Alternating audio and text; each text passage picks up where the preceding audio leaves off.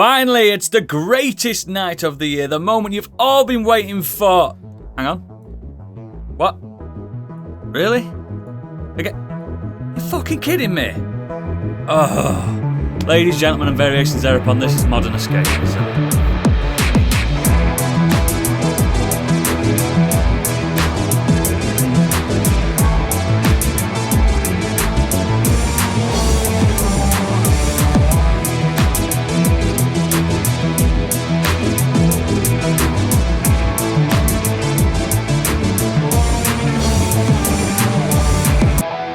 Hello and welcome to the Not Biggie Awards again. Up the biggies. My name is Oodles, and joining me in solidarity this week, she once went 3 rounds with Mike Tyson, and by the 3rd bell, he bowed out and threw in the towel. It's Candy. All right. She's so humble. I don't like to brag. This chap secretly... He has a food blog in which he goes around England ranking the best kebab shops across the land. He calls it kebabler.mayo.co.uk. It's Stig. Oh, I wish that was my job. Hello. Be like that rate my takeaway guy.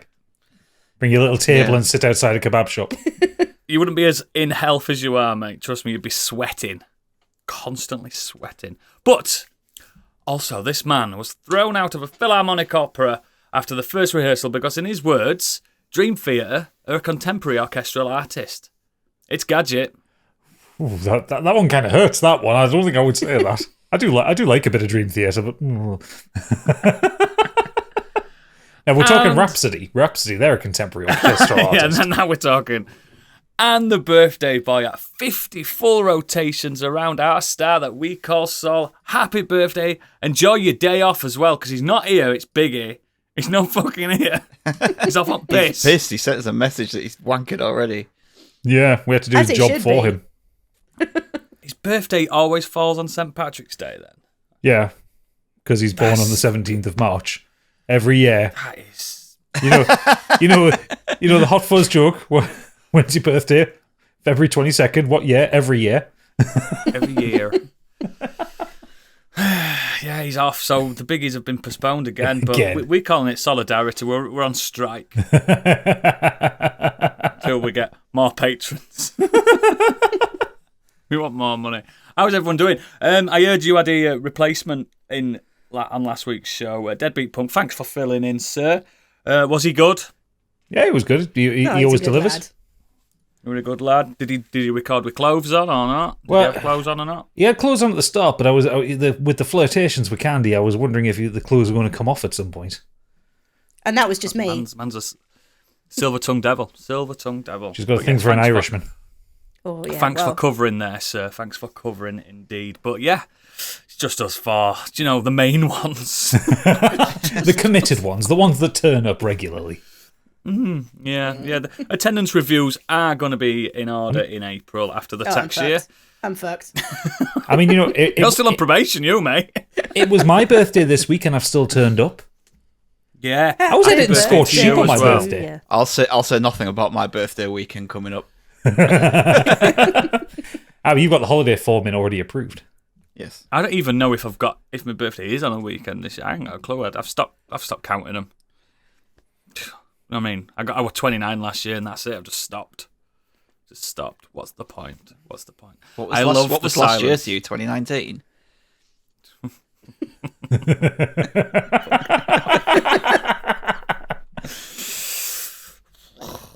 Anyway, you had a good week.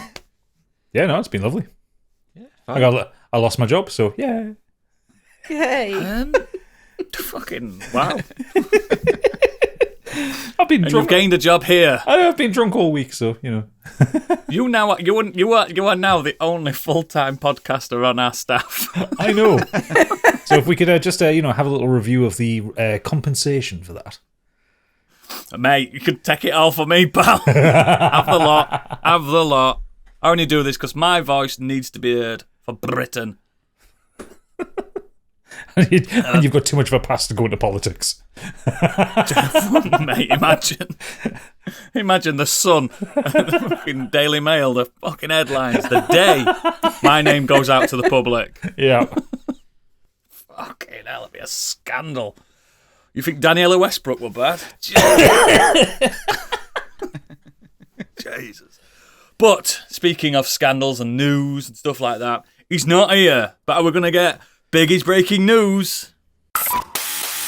You may already know, but he doesn't, because it's time for Biggie's breaking news.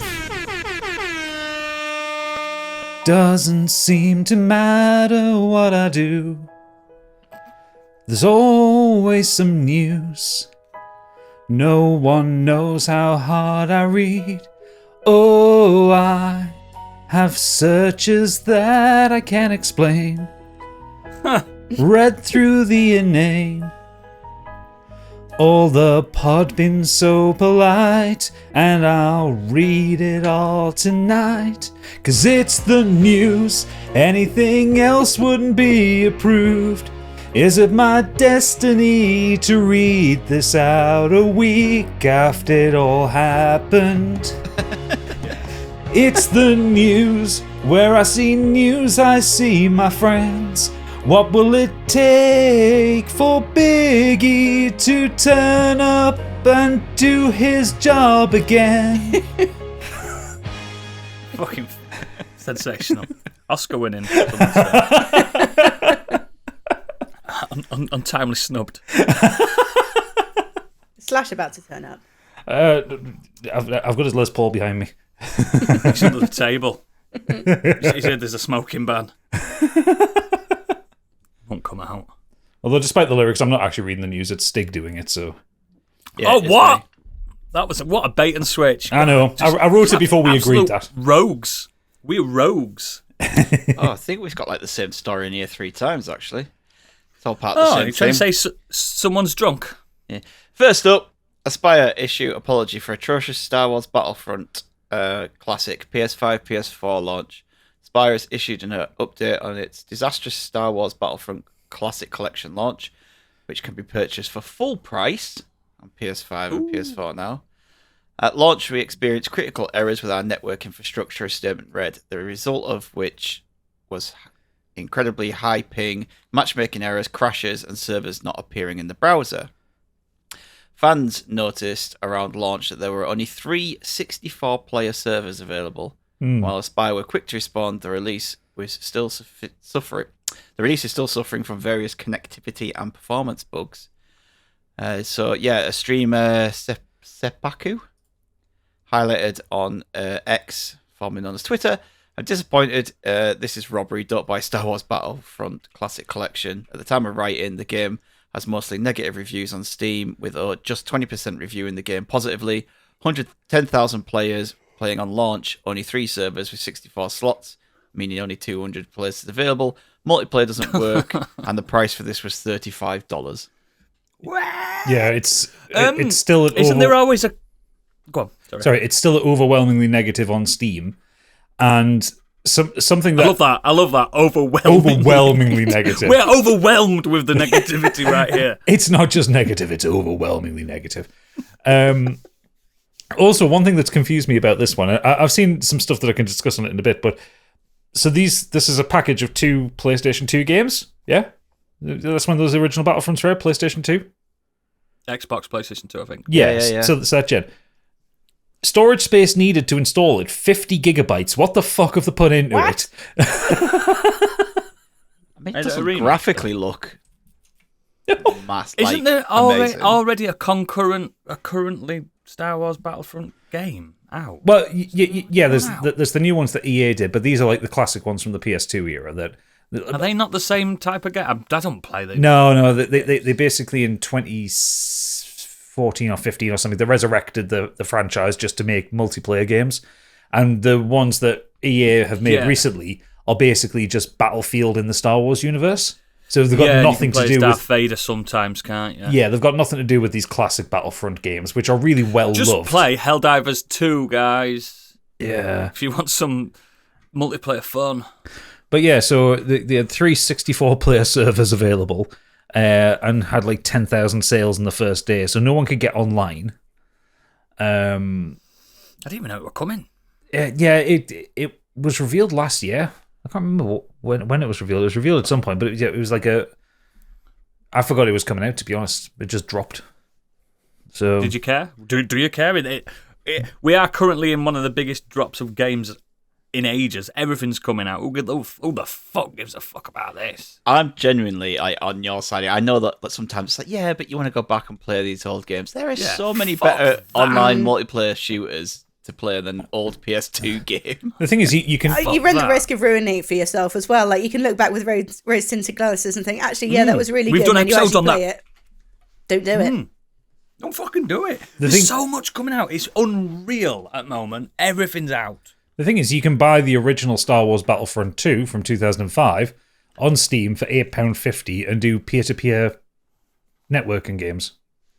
Do that then. Exactly. Like, fucking morons. Again, Star Wars fans are morons. In comparison, hard drive requirement for the original version of the game that they've just remastered, 4 gig. Why is it 50 gig the new one, boys? What's I could run that on my Apple Watch. Maybe that's 8 gig. That's weird. You run it on a fucking calculator. Yeah, speaking of Star Wars Battlefront, a used modder's work has been used without credit. A modder who believes their uncredited work was included in the Star Wars Battlefront Classic Collections says the whole experience has been a gut punch. So, modder... So he's put a lot of work in and he's not getting credited at all. Iron Shaman found their mod had not only been included in the collection's debut trailer, something Aspire said was done mistakenly, but also in the final game too. Yeah. It was never mistakenly. They just hoped they would never get spotted. Shitty stuff from that, yeah. It's horrible. If he's that good at modding, give the man a job. Exactly. Is it not in the small print, like way down, that it says, if you mod something, we can use it? Because that sounds like the kind of shady thing that they But you use the credit people. Yeah, but also for a game from 2005. Like, because Blizzard did this when they did Warcraft 3 Reforged. Yeah. Because Warcraft 3 always had this kind of custom game maker mode within it, and that's what created Dota. Dota. No, Dota, the MOBA game that Valve have then taken on and make a lot of money from. And so when they did... so the person that created Dota hasn't made any money? No, they have, because they work for Valve now. But perfect. Yeah, but when Blizzard did Warcraft 3 Reforged, the remaster of it, they did put in the end user terms, anything you make belongs to us and not you, because they're fucked off that they've lost that source of money. Okay. But I can't imagine that there would have been anything in the EULA for this in like a 2005 game, because I don't think people would have expected it. It wouldn't have been a thing, would it? No. Let's get behind this modder. Come on. Yeah, I'm a shaman. Come on the podcast. We'll big you up. Get on. We'll buy you a pint. We have a massive podcast. We'll get your message across. You'll win. Biggie will give you a reach around. He won't be here. He's never here. Fuck. Next. Elden Ring's iconic Dark Moon Greatsword replica is available for £360. The sword's replica is 1.5 meters long, made of resin, so hopefully isn't as heavy as it looks. And of course, it's painted in brilliant magical blue. Kind of want it. I also want it too. Does it have RGBs in it?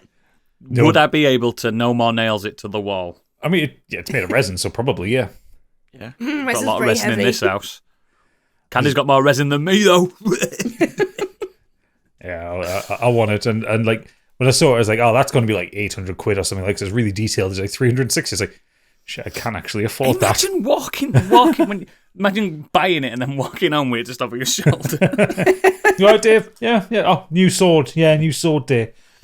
Moonlight, great sword. It's been on a quest.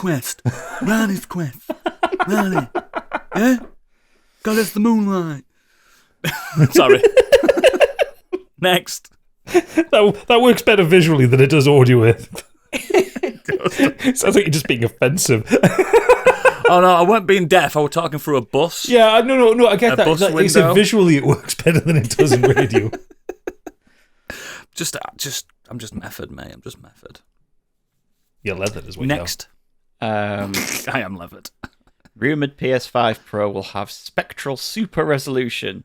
What the fuck does that mean? literally We're going back to blast processing. Yeah, This is definitely blast processing. in the title of this news story, it literally ends with whatever that means. The PS5 Pro The fuck rumor is that miller's turning nonsense? again. While some analysts believe Sony PlayStation refresh will launch sometime this year, likely before GTA 6 comes out, we still don't know much about the console. Now a leak suggests that the improved PS5 will not only have more teraflops than the Xbox Series No X, way. but also feature proprietary. Proprietary. God, I couldn't get that word out then. I know that word as well. Upscaling tech and better resolution. Tech YouTuber Mo Law is Dead, who has been hit and miss with leaks in the past, uploaded a video on March 14th. Documents he claimed were from within Sony. So this is all rumor based, but From his uncle that works at Nintendo. yeah. According to the YouTuber documentation, this tech is Sony's in-house upscaler will replace a game's existing temporal, anti-aliasing, or upscaling with resolutions similar to the output from AMD's FSR2 or NVIDIA's DLS technologies. Okay, right. So that actually makes more sense than what the headline implies in here. This is To you nerd. This is Kotaku being shit. Basically, so stuff like AMD's FSR2 or DLSS technology. These are the good uses of AI because what they use is they render the frame of image at like 720p, and then use tricks you. and then scales it up intelligently. As opposed to previous upscaling So technology. it knows when to do it. Yeah, so as opposed to like previous upscaling technologies where things looked a bit fuzzy because it's stretching the image. They did. I used to have to turn the shit like that off because it used to make it all... The edges were weird. Yeah, FSR2 and DLSS, they do it intelligently so that it fills in the gaps properly and it basically makes it easier and faster to render the frame. So like when I was playing on Alan Wake 2 on PC, I would get about 60 frames a second on Ultra without ray tracing that. If I turned on DLSS, that jumped up to 85 frames a second because it was having an easier time rendering it, so you got more power out of it. Yeah.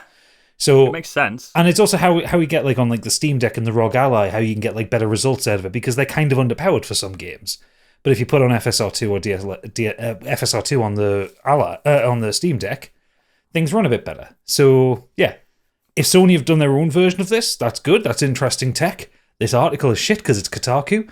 But also, no one's got 8K tellies yet. So why the fuck do we care? Stiggers.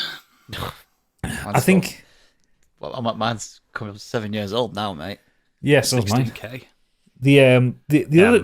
Mine's coming on to about 10-year-old mine now. The other thing as well... 4K, but it's old. The other thing as well is, I was talking to someone about this earlier today. The PS5 Pro and kind of Xbox Series X or whatever, like a mid-tier refresh, is less necessary now because these consoles came out really powerful out the gate, whereas the PS4 and the Xbox One were really underpowered for like the way the technology was going. So they kind of had to keep pushing the envelope. Whereas like right now, it's like the consoles are kind of closer to PCs than anything. So. Bring it on. It's something I'm absolutely not going to buy anyway. Bring it on. They'll make it look uglier, like they did with the fucking Slim. It's going to be bigger, isn't it? It's going to have another vent in the middle, another fin in the middle. Will it come in black, though? If it is, then I'll get one. I mean, they refreshed the PS5 and they didn't do it in black. Fuck. It's not their design, is it? Because they've got all the what do they call it? The synergy design, don't they? Where the pads and it's fucking shit. So ugly. Ugly. It's so ugly. Makes you sick. Stop looking at me.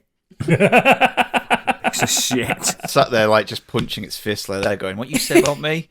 It's that big." I've had too much champagne-style drink. I will fucking fight you. Well, You'll lose. The PS5 and No, the PS5 and the DualSense just sat on your desk, giving it the clicks. Yeah. We're going to West no, Side being Story punks. in the night. Being fucking sharks. Kill them. Switches Next. over in the corner looking like Tiny Tim. It's poorly. Definitely poorly. Next up, Palworld Dev says massive profits are too big for a studio our size to handle. The boss I'll help. the boss of Palworld developer Pocket Pair has said the company can't handle the massive profits the game's generated. Send it. Send it, I'll brothers. borrow a tenner. Speaking If they interview pay with us enough, we Bloomberg- will be a Palworld exclusive podcast. Yeah. Pocket Pair boss Takuro Mizobi confirmed Palworld cost less than $6.5 million to make, 1 billion yen, sorry, $6.5 million to make, and has made tens of billions of yen in profit. For context, 10 billion is around $67.2 million. They're going to get I've got an fucked idea. on tax. Give your staff massive bonuses, give loads to charity, and send it my way. They'll probably end up giving their staff like bonuses. 'Cause, like Pocket Pair are there's only maybe like I think 60 of them that work for the company. It's a really small. What's company. the maximum? What's the maximum amount you can send to someone via PayPal? How much could I receive? A few grand. That'll do. I'll slut for Palworld for a few grand. I'll get a tattoo on my forehead. For that little sheep I'll do thing. it. Nintendo's Yeah, there, like, looking at Game Freak, going like, Pocket Pair was able to make a Pokemon game with a box of scraps. They'll buy them. Nintendo will just buy them. We own you. Mr. Miyamoto, we're not Pocket Pair. Yeah, that's one fine Pokemon game. Why doesn't mine look like that? He's going to kneecap in him. Arigato. Blow the fucking kneecaps. CEO of Pocket Pair is going to wake up with a Furion head in its bed. You're sleeping with the fishes. Next. Final one in the games. Night Dive's acclaimed System Shock remake is heading to consoles in May. Out on the 21st of May for PS4, 5, Xbox One, and Series X/X. You going through it again, Gadget? I'll not go through it again, but I've done it twice now through on PC. Really good game. I'd really recommend everyone get it, especially if you are of a certain age and remember how games were in the 90s, because it's still very much a 90s game. Shite. No, like just the way the quests are laid out and the way you have to like track your way through things. I think you'll enjoy it, Oodles. I've played System Shock. Yeah. I went to my uncle's who used to be a big PC guy, and I played a good fair few hours of that, and it was frightening. It's still kind of frightening now. A lot younger than I am now. No, I really, really love my time with it.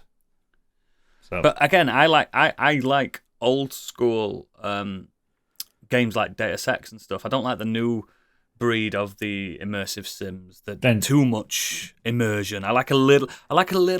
Rope me back in. Yeah. Rope me back in. Well, you'll love this one then.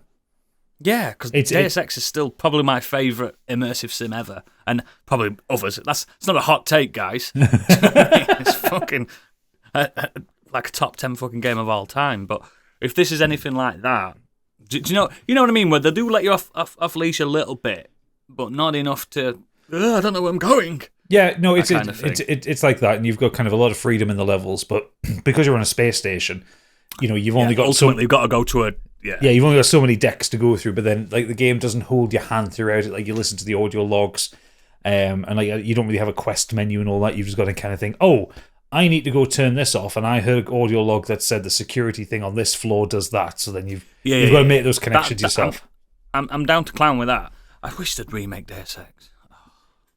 I would just like a new Deus Ex game, like Human Revolution. No, I don't want it with that guy that talks like this.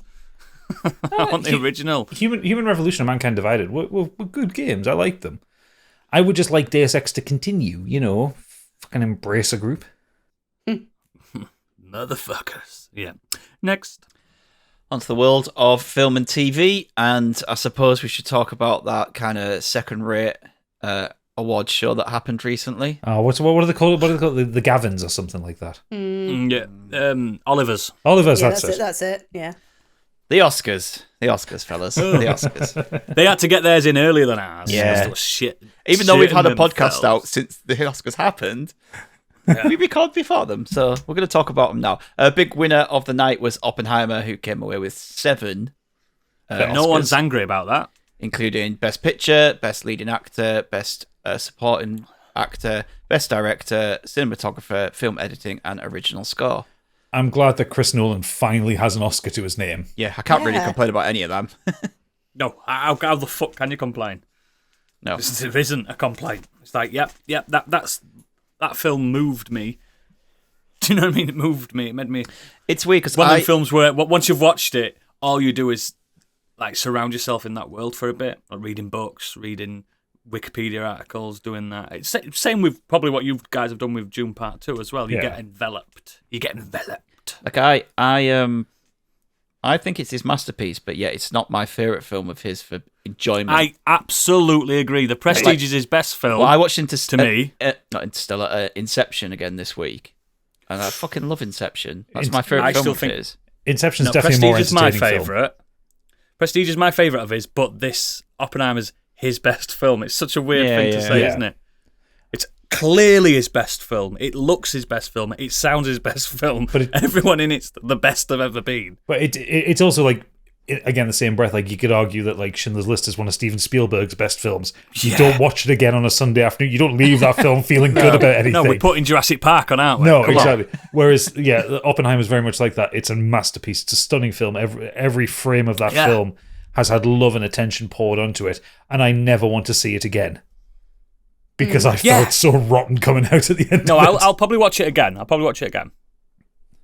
But one day, maybe I'll when I get around to Sean Amelia, that one, because it was with her. It was me and her that watched Inception. Oh yeah, she like it. Yeah, she really liked it. Had to kind of explain a few of the. Of course, I had to do that with my wife, but my adult wife. She actually picked up on something in that I've never picked up on before, and I was like, "Oh, I've never picked up on that." What did she pick up on? I don't know how I've never picked up on this, but something to do with the code he uses. Yeah, I noticed it's the same on every layer.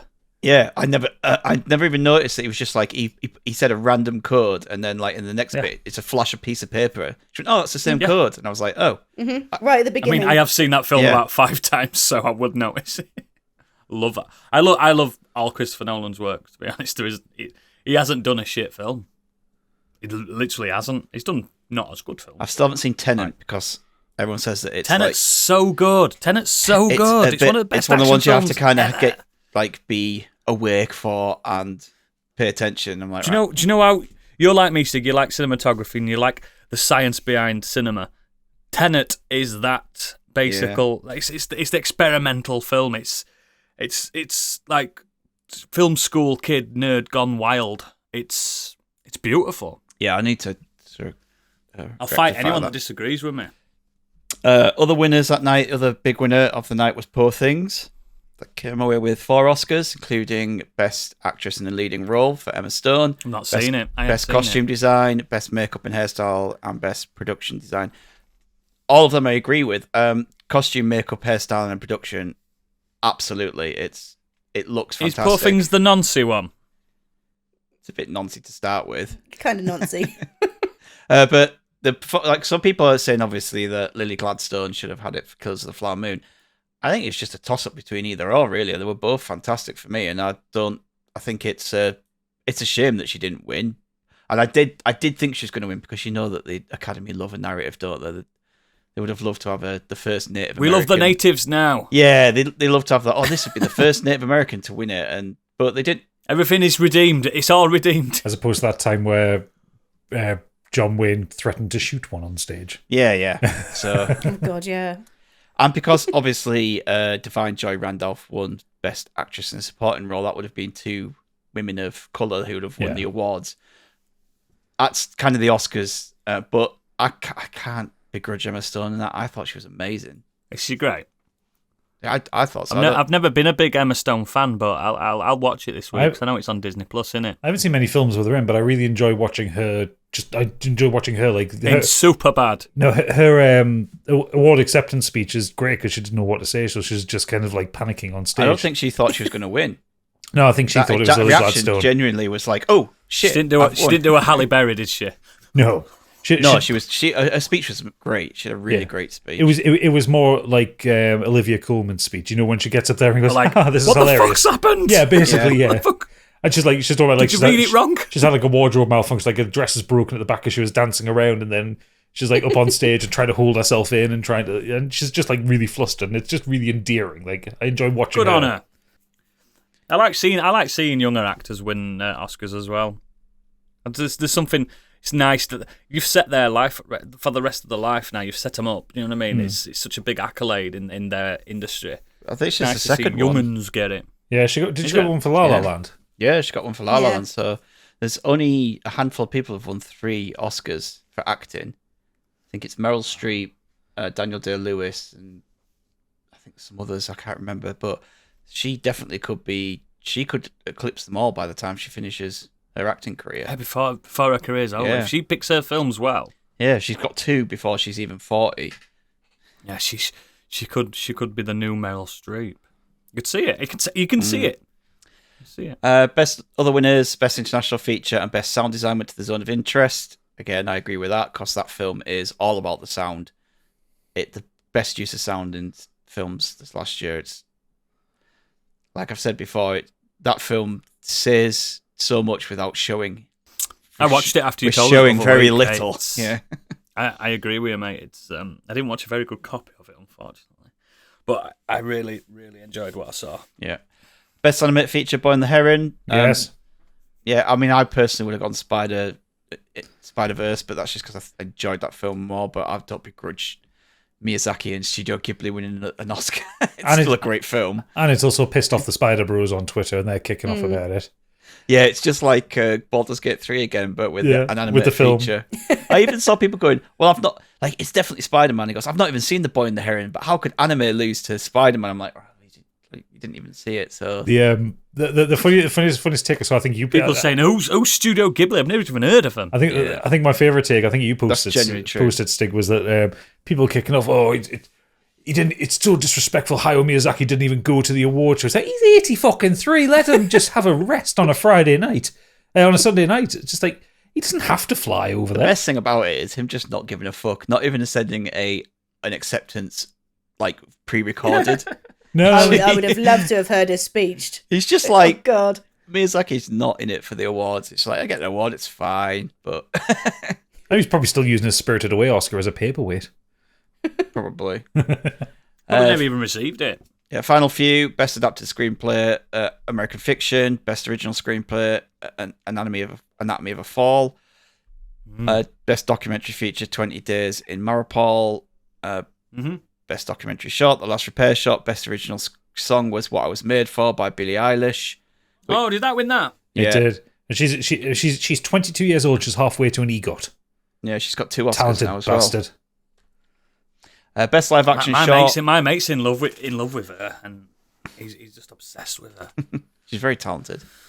She's very talented. Best live action short. I'm happy about this one. The Wonderful Story of Henry Sugar. So Wes Anderson has himself an Oscar. I really now. liked it. Oh, fantastic! Well done, Wes. I really like that. And this is one of my favourite awards of the night. Best visual effects, Godzilla -1. I fucking love that they won that. Fucking good. 70 years in the making. $12 to $15 million that film cost, and they managed to beat out every single major blockbuster studio. Did Godzilla come to collect it? They had mini Godzillas in their hands, painted gold. Good. And the heels on their shoes had Godzilla feet for heels. Fucking fabulous. They were so cute. What really pissed me off was them playing them off stage. They were trying to give an award speech in English, and obviously it's not their first language, so he was struggling a little bit, and they started to play him off as like, fucking give him a bit of time. Like, were they playing them off with the Godzilla theme tune though? No, just that the would have been usual. rad. Bum, bum, Dun, dun, bum, dun. bum, That would be bum. cool. Yeah, they should have done. But no, they were great, and it was a really good Oscars. It was predictable. I think I guessed nearly every single one of those winners. But that means that they're actually picking quality then, doesn't it? Yeah, and the show was You're pretty completely good as well. You're completely impartial as someone not in that industry. For you to predict more or less all of them, that means they're Should've getting put a better bet at on their them. job.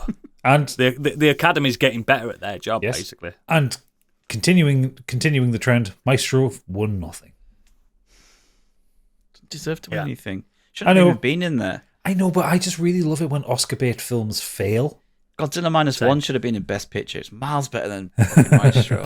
And it has more heart, the human story in it. Oh, it's fucking You wonderful. get that watched. It's on streaming yet. What about that? Not sure. Remember that Bo Burnham song? It's so hard to be a lizard. It's a Godzilla bit. But all the rest of the Oscars, I like the comedy, the performances. I'm Just Ken was amazing. Apart from one thing about it pissed me off, because he brought Slash out at the end of it. Slash not being able to play. No, Slash was playing great. He was in the wrong fucking key. He was 1 fret sharp for the entire bit that he's playing. it drove me mad because what he was playing Me, was I'm great. just like, I don't know. Slash. Hey! I noticed it. I noticed it. Sometimes it pays not to be a musician.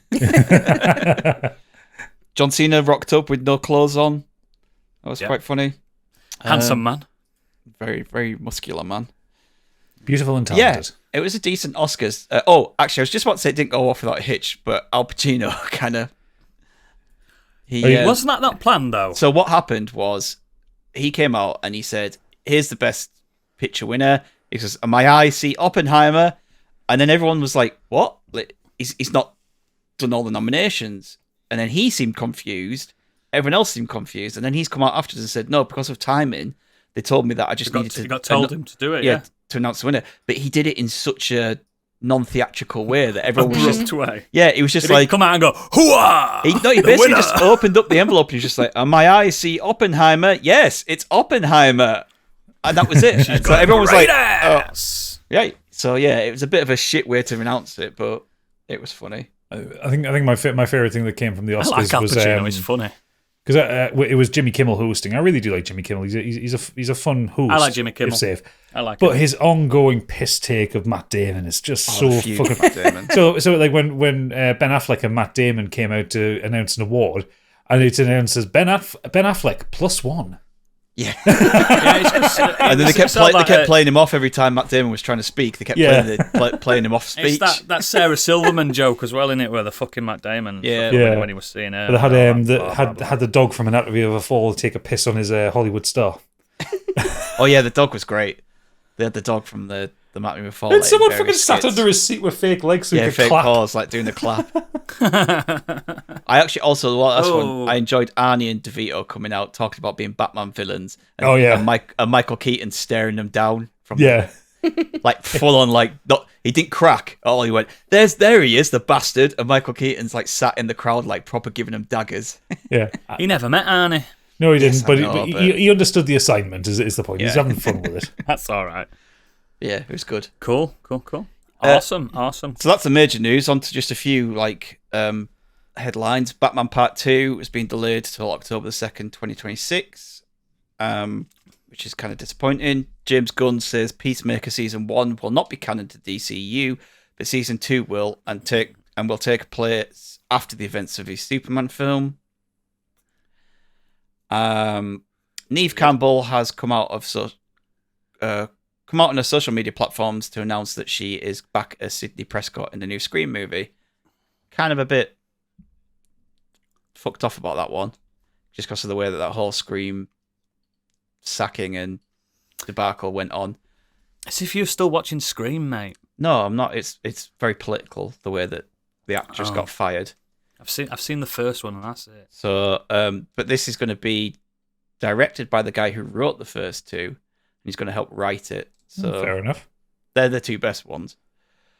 But yeah, she didn't come back to the last one because they didn't give her enough money, and then they've sacked the lead because of Palestine stuff, and then Jenna Ortega stepped down, and then they've just obviously just dumped a lot of money on Neve Campbell's front garden and said, "Please come back." What's your favourite horror movie, Sydney? Yeah. All that shite. Third installment of Venom will be titled Venom: The Last Dance. Is in cinemas October the 25th. It stars Tom Hardy, Juno Temple, and Chiwetel Ejiofor. Know that. Juno Temple's doing well after Ted Lasso, isn't she? Mm-hmm. Turned up in lots of places. I don't like the name, the Venom: The Last Dance. No, it sounds shit. That's a comic arc. It's a real thing. I know, but it sounds shit for. It'll make sense. Let's not beat around the bush. The Venom films have not been good. Yeah. What do you mean, total carnage? Are you having a laugh? It's a masterpiece. In shite. Carnage. It's gonna be or whatever it were called, yeah. Tom Hardy would make a good Eddie Brock if he could do a fucking Brooklyn accent. No, I still don't think he would. Do you know who would make a good Eddie Brock? John Cena. Someone actually massive. Yeah, so yeah. I mean, to be fair, I think at this point you could bring Topher Grace back and do a better job. Oh, God. Eddie Brock's supposed to be inhumanly massive before he gets the symbiote. That's why it's attracted to him. Yeah, but nobody's that big and as good as actor. Dave Bautista? Batista's too old. Yeah, he's too old. The guy from Reacher, have you seen that guy? He's monstrous. Yeah, he could probably do it. He can act. Yeah, but he kind of shot into fame after they cast and made the first Venom. Yes. Yeah, that's true. And those films, let's be honest, those films do well because Tom Hardy's the lead. I'm not the biggest Tom Hardy fan in the world. I know, but a lot of ladies are. I liked him in Mad Max Can Fury Road Candy when he confirm? said 4 lines. Yeah. My wife went to see it with a friend just because it was Tom Hardy. She had no interest in Venom. No interest in Venom. If you do some Brazilian jiu-jitsu, you might end up like tussling with him if you want, Candy, because he does that, doesn't he, on the side? It's funny because I do Brazilian jiu-jitsu in my spare time. Clearly. Yeah. Well, there you go. You learned a little something. Does do competitions in and around the West Country area as well. Isn't it in He junior wins them. schools though? He fucking wins them. His family lives up near where I am. One of my best friend's wife, where she works, the school she works at, Tom Hardy's have a niece or nephew go to that school, and he's turned up every now and again to collect him. God, So obviously a leather jacket on a motorbike. So obviously the other parents are all like, "Oh my god, that's Tom Hardy!" I'd like him to come out as like Alfie Solomon's, all right there, darling. Just getting it off. Not being funny. If Tom Hardy rocked up at my kid's school to collect his niece, I'd be a bit like, Would you be sucking him off? Yeah. Tom Hardy turns up at the school gates to pick up his niece and nephew. So many wedding rings are subtly taken off. Including mine. Yeah. They come off quite... He's like, this is a visual joke. Yeah, if you put a bit of water on there, a bit of spit, they come off. Less for you, Bite the fucking finger off. Scarlett Johansson's been offered the lead role in Gareth Edwards' Jurassic World movie. Fair enough. Patty Jenkins says, Is she playing the Velociraptor Queen? yeah, because now they talk. That's the new gimmick. Alan. Yeah, the Raptors talk properly this time. Patty Jenkins says Rogue Squadron is back in development, which is good to see. Disney have made $12 billion from Star Wars, earning back 3 times what they bought it for. So regardless of the quality, I think they're pretty happy with the return on their investment. Making fucking money. It might have succeeded Mickey Mouse is like, somewhat. it was a good idea to get Star Wars. And Yeah. he's like counting his fucking money. Yeah, boy. He loves it, Mickey Mouse. He fucking loves it. Black Mirror Season 7 will be back in 2025 with 6 new episodes. One apparently is a sequel to the USS Callister. Oh, that were a good episode. I With didn't- Jesse Plemons. I didn't rate the last season that much. I have not seen the last season. Not finished it. It's Jesse Plemons, but he's like Captain Kirk in the Oh, no, I saw Starship that Enterprise. one. I saw that series, but the last series, there was I think there was only 4. You not seen the one with Josh Hartnett? Oh, it's really good. Can't remember. I think we only watched the first 2. There's some good and there's some shit uns though in the latest season. That's the same with old Black Mirrors though. There's some Black there's some really Season good, coming soon to Netflix. There's some good uns and some shit uns, but the good uns are great. But last season, the good uns weren't so good. I almost feel They like weren't they as should good have as left the- it yeah. with the Black Mirror Museum episode. It felt like a Yeah. nice kind of ending. Nah, that. they peaked with National Anthem, the first ever episode with that pig. That's my favourite episode. San Junipero. Bring that come one back. No, National Anthem's best episode they've ever done. Love that for every reason imaginable. Yeah. Mwah. Last couple on TV and film. Supergirl World of Tomorrow writer Anna Nogueira will write a screenplay for the live-action Teen Titans movie. Ooh. Live action Teen I like Titans. Teen So I was like, doesn't Teen Titans like live or die on the fact that it is a cartoon and they lean into the fact that it's a cartoon? No, that's Teen Titans Go. Oh, okay. That's Teen Titans Go. It's Very a different different. universe. Gadget, come on. Teen I Titans- don't know DC. Teen Titans is a serious cartoon. Teen Right. Titans Go. And the- Teen Titans Go is The a, Teen Titans aren't kids in the comics. They're not self-aware. kids. The teens. Yeah. Right. So my only exposure to Teen Titans is the Teen Titans Go. Teen Titans Go is fucking amazing. I know. It's Nightwing, mate. You know Nightwing? Yeah, I know who Nightwing is. No, but I'm saying the Teen Titans as a Beast Boy. Yeah, I know who they are. I'm saying Teen Titans as a as a concept. I've only ever seen with the Teen Titans Go version of it. Yeah. No, they did a Titans TV show. Did they? Yeah. Titans is good. It must have been so good that I've never heard of it. No, it were good. It's part of all that DC kind of TV stuff. The they did. Arrowverse thing. Yeah. The only thing it didn't It have were good, Cyborg that. in because Cyborg is weird, but he writes things, and he was They ain't got rights because he's Justice League. It was a weird thing, yeah. And the last one, the Among Us game animated series will feature voices from Elijah Wood, Ashley Johnson, Yvette Nicole Brown, and Randall Chris Park. Pratt. Randall Park. I'll take a bit of Randall Park any day. Do like a bit of Randall Park. Any day. Apparently, this is true. Elijah Wood was paid in pizza. What's wrong with that? What a lad. Or was he paid at scale? Has he got 70 grand's worth of pizza? I don't know. Mate, I I'd be just, fine I with just that. saw someone that said this is true. He was paid in pizza. I hope that is true, and it wasn't just someone making a joke. Let's be real, guys. We get paid to eat. So if he's cutting out the middleman, just getting food, straight direct food. Think of all the mandals you could have, Candy. Oh, no. I wouldn't choose pizza if I had to be paid in one thing. Joking, what? Like Would it be one thing. jacket potatoes? No, I'm not. probably a fan of even eat potatoes. skin I on don't like them a potato. No. I don't. Oh, you Yeah. should. What would you be paid in? Cheeseburgers. Sushi, maybe. Oh, sushi. Sushi. Cheese toasties. Just such- I get mercury poisoning. Did you see the sushi I made the other week? See how good that looked. Oh, I didn't see. Shite. These Like a picture. I got sick oodles, these two looking at it. Tories right here with their fucking sushi. I know. I want chips. Gadget wants a fucking pie or something. I like burger. sushi. What cheeseburger? Sushi's A amazing. burger. No, I love sushi. Crisps. Pay me in crisps. Cool with that. Pay me in Does- beer, motherfuckers. Next. Anyone care about the Glastonbury lineup which they announced this week? You want to talk Nope. about some of those headliners? They're quite Nope. diverse. Our listeners might want to hear. Yeah, I Dua haven't heard about this. Lipa, Coldplay, SZA, Shania Twain. It's a nice little. Shania Twain? That Let's doesn't go, impress me much. Everyone's all these bloody old middle-aged white people going, "Who's SZA?" Like, it's like I don't know who SZA? SZA is because I'm not. From the Wu-Tang Clan? Yeah. No, it's RZA's daughter. Isn't it? Oh. I don't know. Where's Biggie when you need him? He'd have known. I'm pretty sure. Yeah, because she's 34 years old. She was not in Wu-Tang She's Clan. definitely not in the Wu-Tang Clan at 34-year-old. I think she's RZA's daughter. Makes sense. I could be wrong. Please don't hold me to that.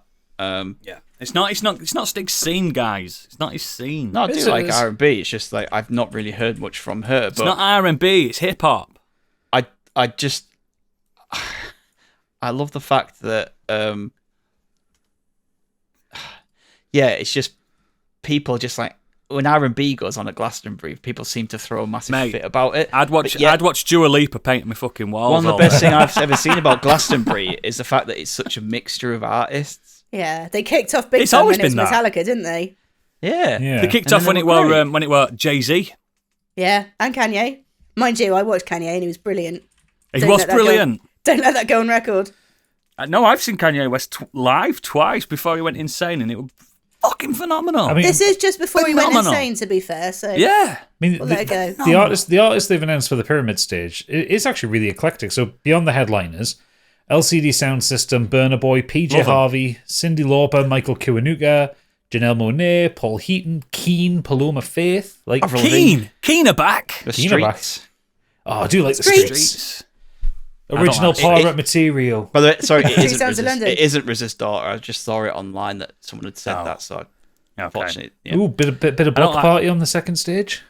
Yeah. Oh, yeah. Flux. Yeah. Helicopter. Yeah, so not a bad. Faithless are playing as well.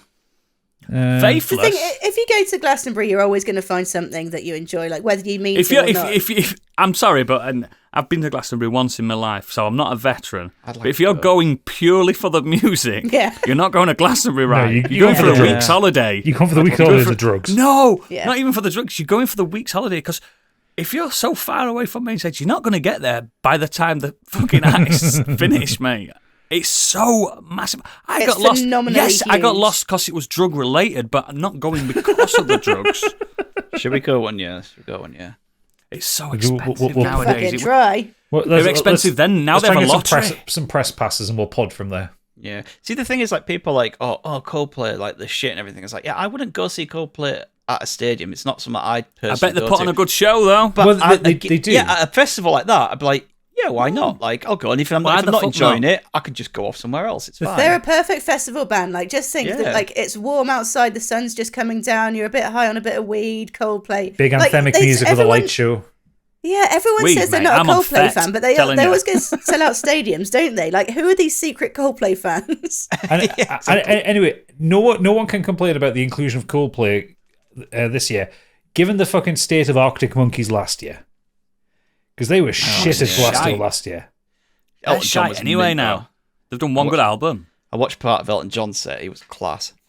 Elton Yeah. John is a class. One of the I best think- queens on the fucking So in the industry. so Shania Twain will be doing the Legends set then on the Sunday. She'll do well with that I'd because definitely she does go a good for that. show. I'd love that, mate. They've had Dolly Parton and stuff at Glastonbury. Do you know what I mean? It's like My Who friend the went to fuck's see moaning? Dolly Parton. She said, "I'm not really a Dolly Parton fan 'cause in that I don't listen but to she her can stuff. blast them out. But I went to watch her, and I stood there, and she said, and she just made me cry. Just Yeah. that's how good she was. Yeah. It's And the fucking- drugs. I saw Botticelli. I'm not even into Botticelli, but I saw Botticelli live and I was like weeping like a baby. Do you know what I mean? It is my dream that if Dolly Parton announces any kind of UK festival tour or anything like I'm that, going as well. I will pay whatever money it is to make sure I can get But I am Pip into unashamedly a a place fan where of- Dolly Parton is. Yeah. I'm unashamedly that'll a be fan her of Dolly come Parton. to Jesus moment. I want to see Tom Jones before he goes as Oh, well. I'd love to see Tom Jones. He's the original metalhead, isn't he? He invented heavy metal. Did he? You seen him moshing? Have you seen him moshing on stage? I guess he So kind of does. good. He does. He's got some stuff going on over Europe at the moment. Well, I'm going. I'd throw my knickers at him. I would. Tom Jones. Anybody want an omelette? Oh, I'd love it. I'd Yeah, love really, it. Actually. really looking forward to going to see Tom Oh, Jones he's tonight. true. I He's- hope he sexually assaults us in the process. I mean, I'm sure it's hard to get tickets for, but he's actually playing the UK this summer. We're going to go. All of us go see the actual original metalhead, Tom Jones. Should we do our pod meetup around Tom Jones? Are you telling me you won't be moshing to fuck when Delilah comes on? Course you're moshing. You are absolutely going for it. All thing down, about Tom it's all Jones down is, like, south. All of his songs, I'm like fucking slamming. he doesn't have songs that you can have sex to, classically. But if you think like, if you imagine yourself in a sex swing, What's new, pussycat? shit turns up. Hey, it's not all down south. Stiggy's playing Scarborough Open Air Theatre in June. Let's fucking go. Oh, there we go. Let's fucking go. See Big Tom TJ. Oh, mate. When I'm in up for June? That's my that. birth month. 26th. I can do that. or Thetford Forest. I'm telling you now, that'll be a wild gig, and I bet you could open up a pit right in the middle. 26th. You got to fucking break some old lady's hips. I'm good for 26th of June. That's just Wednesday, though. I'd literally go in a Cradle of Filth t-shirt and everything to see Tom Jones. I don't give a fuck. I'll have full corpse paint. 'Cause he's Danny into Filth will it. probably be there. Or if, He'll you, be there. He'll be there. Daniel Filth. if you want a really camp Danielle. weekend, he's playing Chepstow Summer Sessions, the Chepstow Racecourse. 3-day Oh, pass. Chepstow. That's close to me. Headliners are Shania Twain, Tom Jones, and Hosier. That's a fucking camp. Oh, you're weekend. telling me Come on, let's go to that. That's a 3-killer threat. That's a fucking. $65.90 for a Tom Jones ticket. Less than a Worth fourth, every actually. That's a deal. Let's say we worth bring me the every penny. horizon. I paid more than that for Tenacious D. Bring me the Tom Jones. Forget the horizon, mate. Let's fucking Ooh. go. Oh, no, hang on. Then you Up got your the service Jones. charge and your facility charge, no. your handling charge, so it goes to about 75 quid. That's still And less then- than I paid for worth it. Tenacious Fine. D. Mate, Yeah. it's Tom Jones, last of the living metalers. I'm telling you. People are arguing. People keep arguing about First that. of the living metalers. Yeah, listen to Tom Jones' back catalogue. Not his 90s, not Sex Bomb. I'm talking the old stuff. That love a shit's bit of Sex metal Bomb, as though. fuck. Sex I like Bomb's a bit Sex Bomb as metal. well. It is a bit metal, actually, when you think about it. It sounds like a Judas Priest song, doesn't it? That cover of Burning Down the House has got a kind of a metal rhythm to it. Yeah.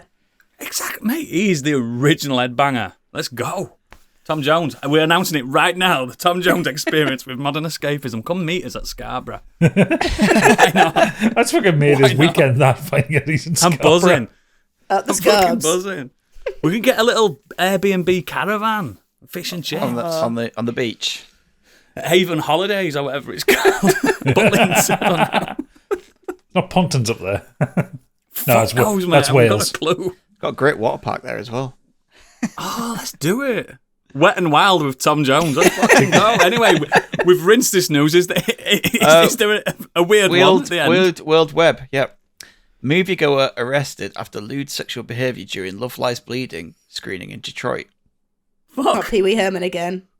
No, he's been dead about a year, mate. Doesn't matter. He might be back. A moviegoer at MJR Southgate Cinema in suburban Detroit was arrested for allegedly engaging in lewd behaviour during a screening of the new Kristen Stewart film Love Lies Bleeding.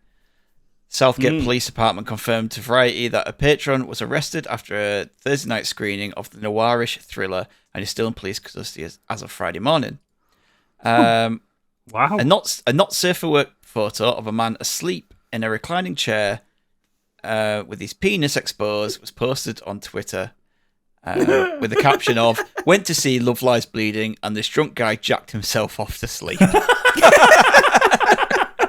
We've all been there. A raunchy, sexy lesbian film. So I can understand why he might have felt a bit horny, but maybe wait till you get home. Wait for the home DVD release. You're not even allowed to wank in them porn theatres. Do you know what I mean? Never mind, just a commercial film theatre. Dirty, dirty get. And that's why Biggie's not here today, because he's been caught wanking. But he didn't even have a Dune popcorn bucket. Yeah, he missed a trick there, didn't he? Yeah. Butter it right up. Love Lies Bleeding fucking popcorn bucket. What would that be? I don't even want to guess. Don't even want to guess. Just Kristen Stewart's head. Anyway. I'm going to say a third. One more piece of news. I want to do this after the Weird Word Web. We didn't announce this last week because Oodles wasn't on, but Dragon Ball Japanese manga creator Akira Toriyama sadly passed away recently. I say we didn't want to mention it last week because Oodles wasn't on and wanted to pay tribute to him. I didn't think that we would do it justice. It's still very raw, but I'm going to talk about him a little bit in a second when we do the main topic. I may as well start. This is the main part of the show. So yeah, actual hero mangaka Akira Toriyama passed away not too long ago at a very young age, in his 60s. If you don't know who he is, Dragon Ball, Chrono Trigger, Dragon Quest, loads of other mangas. I didn't realize he'd done Chrono Trigger. Oh, mate, yeah. He's done basically my childhood. To me, it's on par with Prince and Bowie dying. Do you know when it just hurts so fucking much? It's like, shit. He was midway through another project and everything like. Do you know what I mean? Again, he's not on the projects that I know him for. He's not the writer. He's not the director. He's the artist. And these projects are all very visual mediums anyway. So without his input, it wouldn't be the same. There isn't a person alive on the planet now that doesn't know a Dragon Ball character. You might not know the name, you know what they look like. Everyone knows what Son Goku looks like. Everyone's seen Goku. The whole internet started with people doing Dragon Ball Z videos. Do you know what I mean? It's a known face, it's a phenomenon. The biggest, and I mean biggest export from Japan is Akira Toriyama at this point. He's made more money for himself and Japan. World renowned, just absolute class act. Barely ever did interviews, barely ever appeared as himself. He used to go as his avatar. Because a lot of manga artists used to have little avatars and they go about as them. Very shy man by all accounts. Very, very, very wealthy man. Very wealthy. Just sad. I think it was a blood clot, wasn't it, that took him? Yeah, I think Hematoma. Yeah. Unexpected, out of nowhere. They've had a National Day of Mourning in Japan. It's a big, massive figure. I mean, I couldn't think of anyone in British culture that's that big on that scale. It wasn't just Japan, other countries as well. I'm pretty sure I saw it Brazil, in like some South America countries. Yeah. A lot of people have learned second languages due to Akira Toriyama's work because obviously we didn't get, for instance, in the West, we got Dragon Ball Z before we even got Dragon Ball, which chronologically doesn't make any sense. But we got fan-made, Gadget's probably seen a few in his time, fan-made dubs of Dragon Ball in the 90s. I've actually literally never seen an episode of Dragon Ball in any way, shape, or form. Have you not? No. Originally, we got really strange fan-made dubs, like where people just record like, "I'm gonna fucking kill you, Frieza." They'd never say that. I mean, all his works have been family-friendly. Don't get me wrong. Some of them are a sign of the times. Some characters are a little bit obsessed with knickers, but it is what it is. But I don't know. My first JRPG was Dragon Warrior, as I knew it then, 2. And it changed who I am as a person. And once you're an artist, Candy, who's your favourite artist on planet? Oh God, you put me on the spot now. But he would certainly be up there. I actually learned to, like, when I was, one of the first manga anime shows that I watched was Dragon Ball Z. And that was so I would have been about 13, 14 at the time. And that's when I was really starting to learn to draw properly. And I just used to draw Dragon Ball Z infinitely. I've probably still got a bunch somewhere. My mum's probably kept them. Piles and piles and piles. What he did, he made, like, when they asked him to create a mascot for Dragon Quest, for instance, he whipped up a slime in a second. And look what that's done. Every fucker knows what slime is. It's and it's so simple. It's 2 eyes, a mouth, and a body. But the way he just makes things seem alive. Like, he put a lot of personality into it.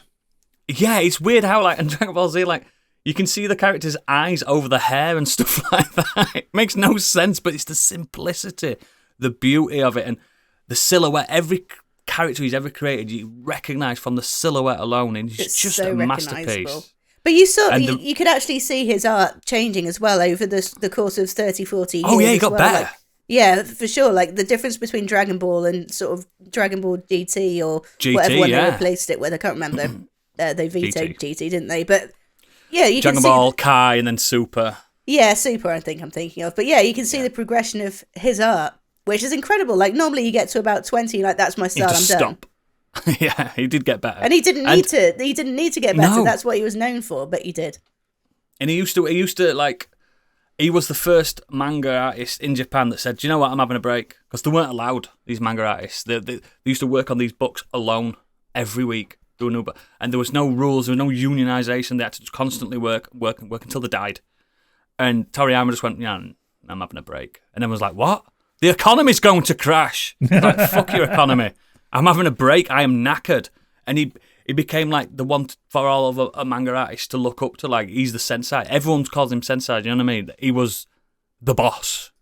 And it's just a massive loss.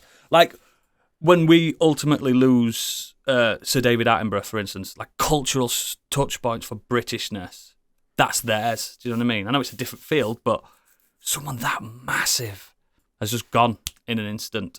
But yeah, the reason I'm bringing it up is because I've been playing through some of his oeuvre.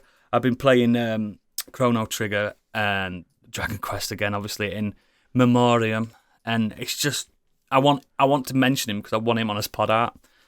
That's why. I think it's only fair. And I didn't know that you didn't mention it last week either, because I got too busy to listen to that episode. You don't listen to the podcast. I don't listen to the podcast. Poor form. But I appreciate you giving me that time to wax lyrical about one of my heroes. I don't have many heroes left. I don't know about you guys. I don't have many left. Most of my heroes turn out to be bastards, so I'm usually happy when they die. Yeah, that's true. Yeah, it's fucking shit, innit? But yeah, other thing I want to get this off my chest. I've completed Final Fantasy VII Rebirth. Ask me anything. Have you had sex yet?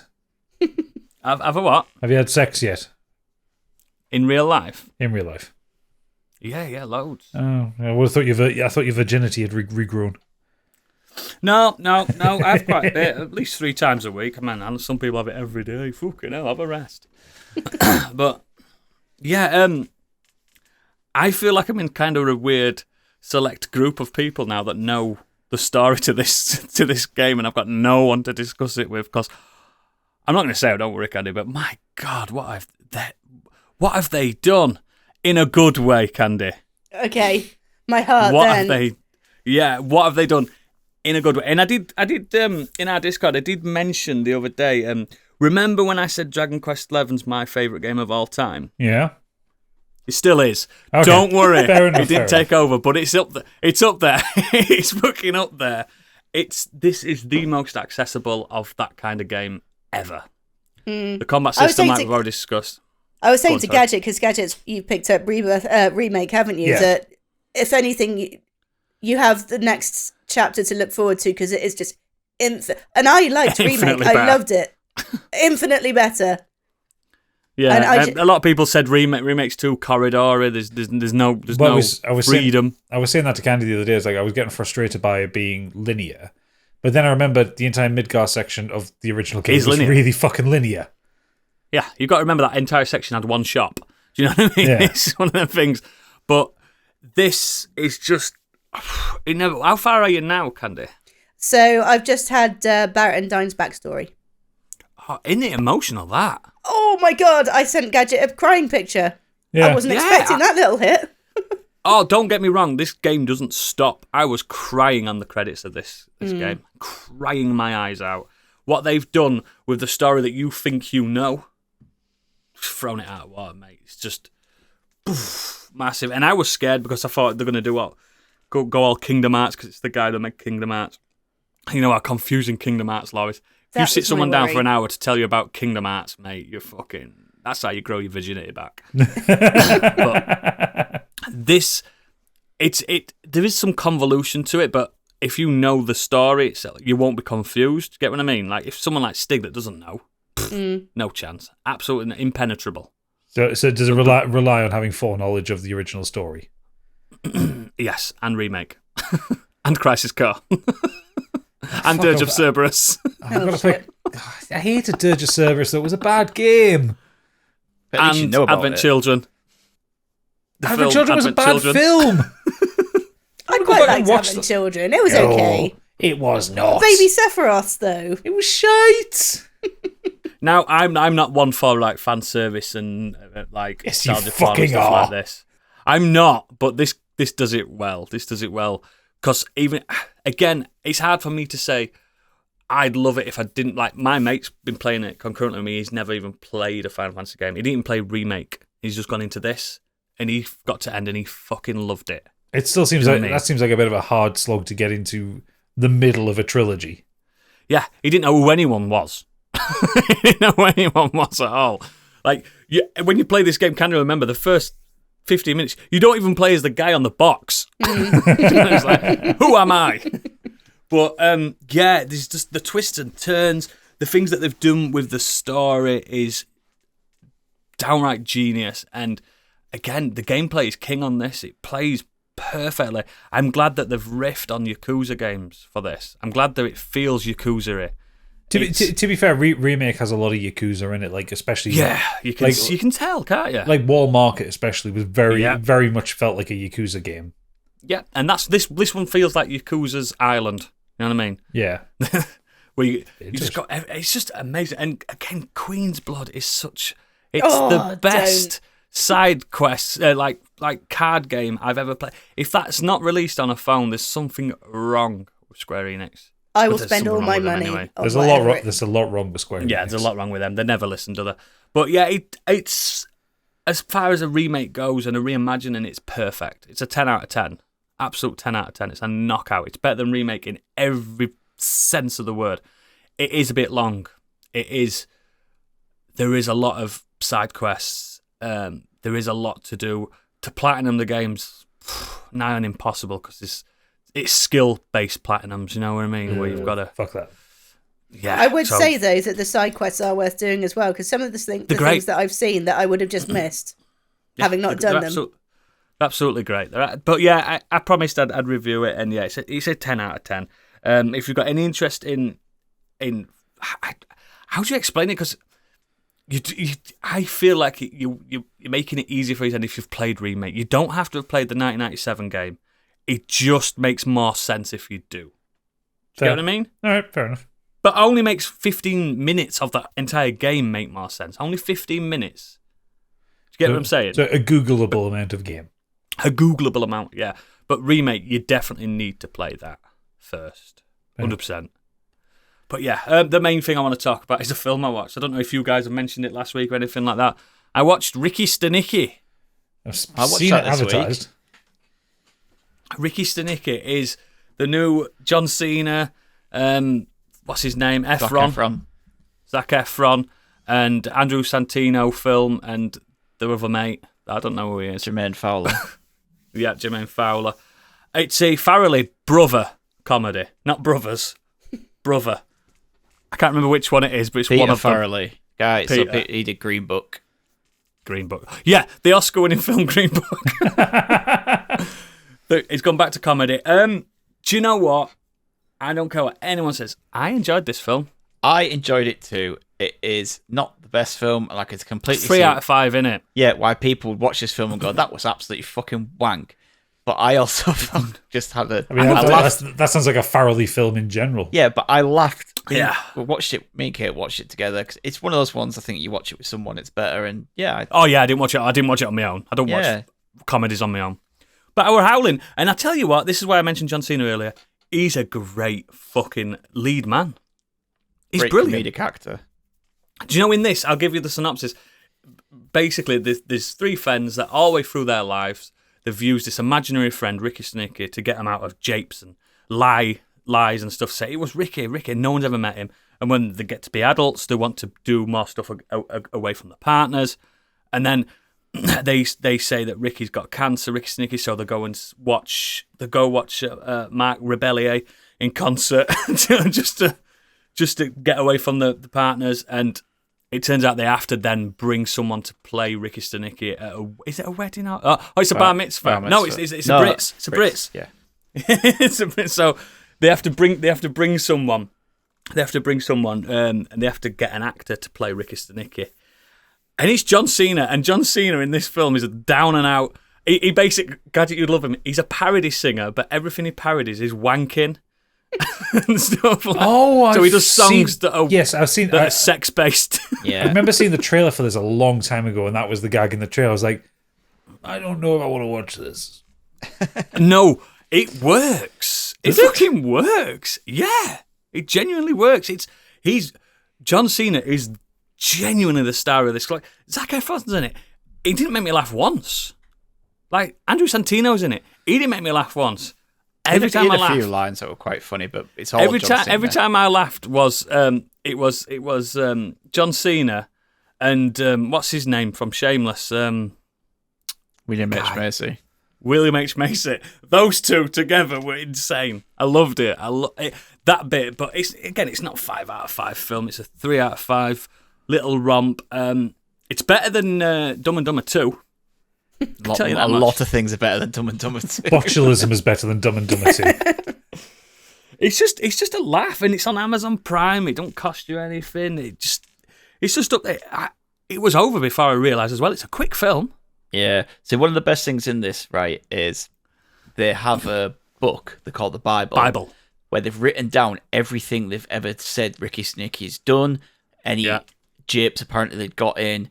And so his humanitarian work. So when they give it, to John Cena, he actually has all. He's a method history.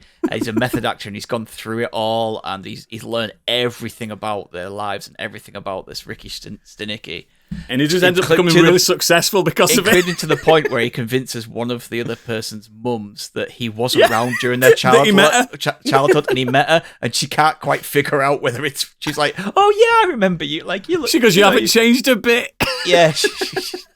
Never met him. He's just good. And do you know what's funny about it is that it looks like John Cena. He's just massive. He's just unreal. Like when he's wearing a suit, it's ripping. Do you know what I mean? He's just. I really enjoy it. It was the laugh I needed this week. It really was.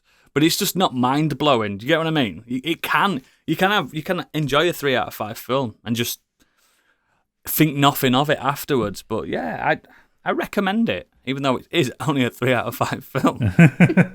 So you say that, and yet you take the piss out of Adam Sandler films. Honestly, yeah, and they're 4 out of 5s. I did watch that Spider in Space Adam Sandler film as well, by the way. This is not going on the pod art. That Spaceman film is fucking bobbins. At first, I've heard such mixed reviews about it. I thought I were liking it at first. I'm going, this is basically it's a space spider that's a marriage counsellor. Oh yeah, and it's just fucking weird, man. It's just weird. Isn't it a rip-off of something? Don't know. No idea. But the thing is with like Ricky Stanicky, I could completely see if someone said that's a 1 out of 5 film and I hated it. Yeah, I can. I do not think you would like it, Gadget, at all. I can also see someone saying it's a 5 out of 5 because it might be their thing. Yeah. But it's just proper. I had a good time inoffensive. with it, and it's just over an hour and a half. Yeah. Sit there with your partner and have a giggle. It was fine. There's dick jokes. Yeah. Know what I mean? See, I to be honest, I probably wouldn't end up liking it because I've seen quite a lot of Farrelly Brothers films, and I think beyond Dumb and Dumber, I don't think I've actually liked any of them.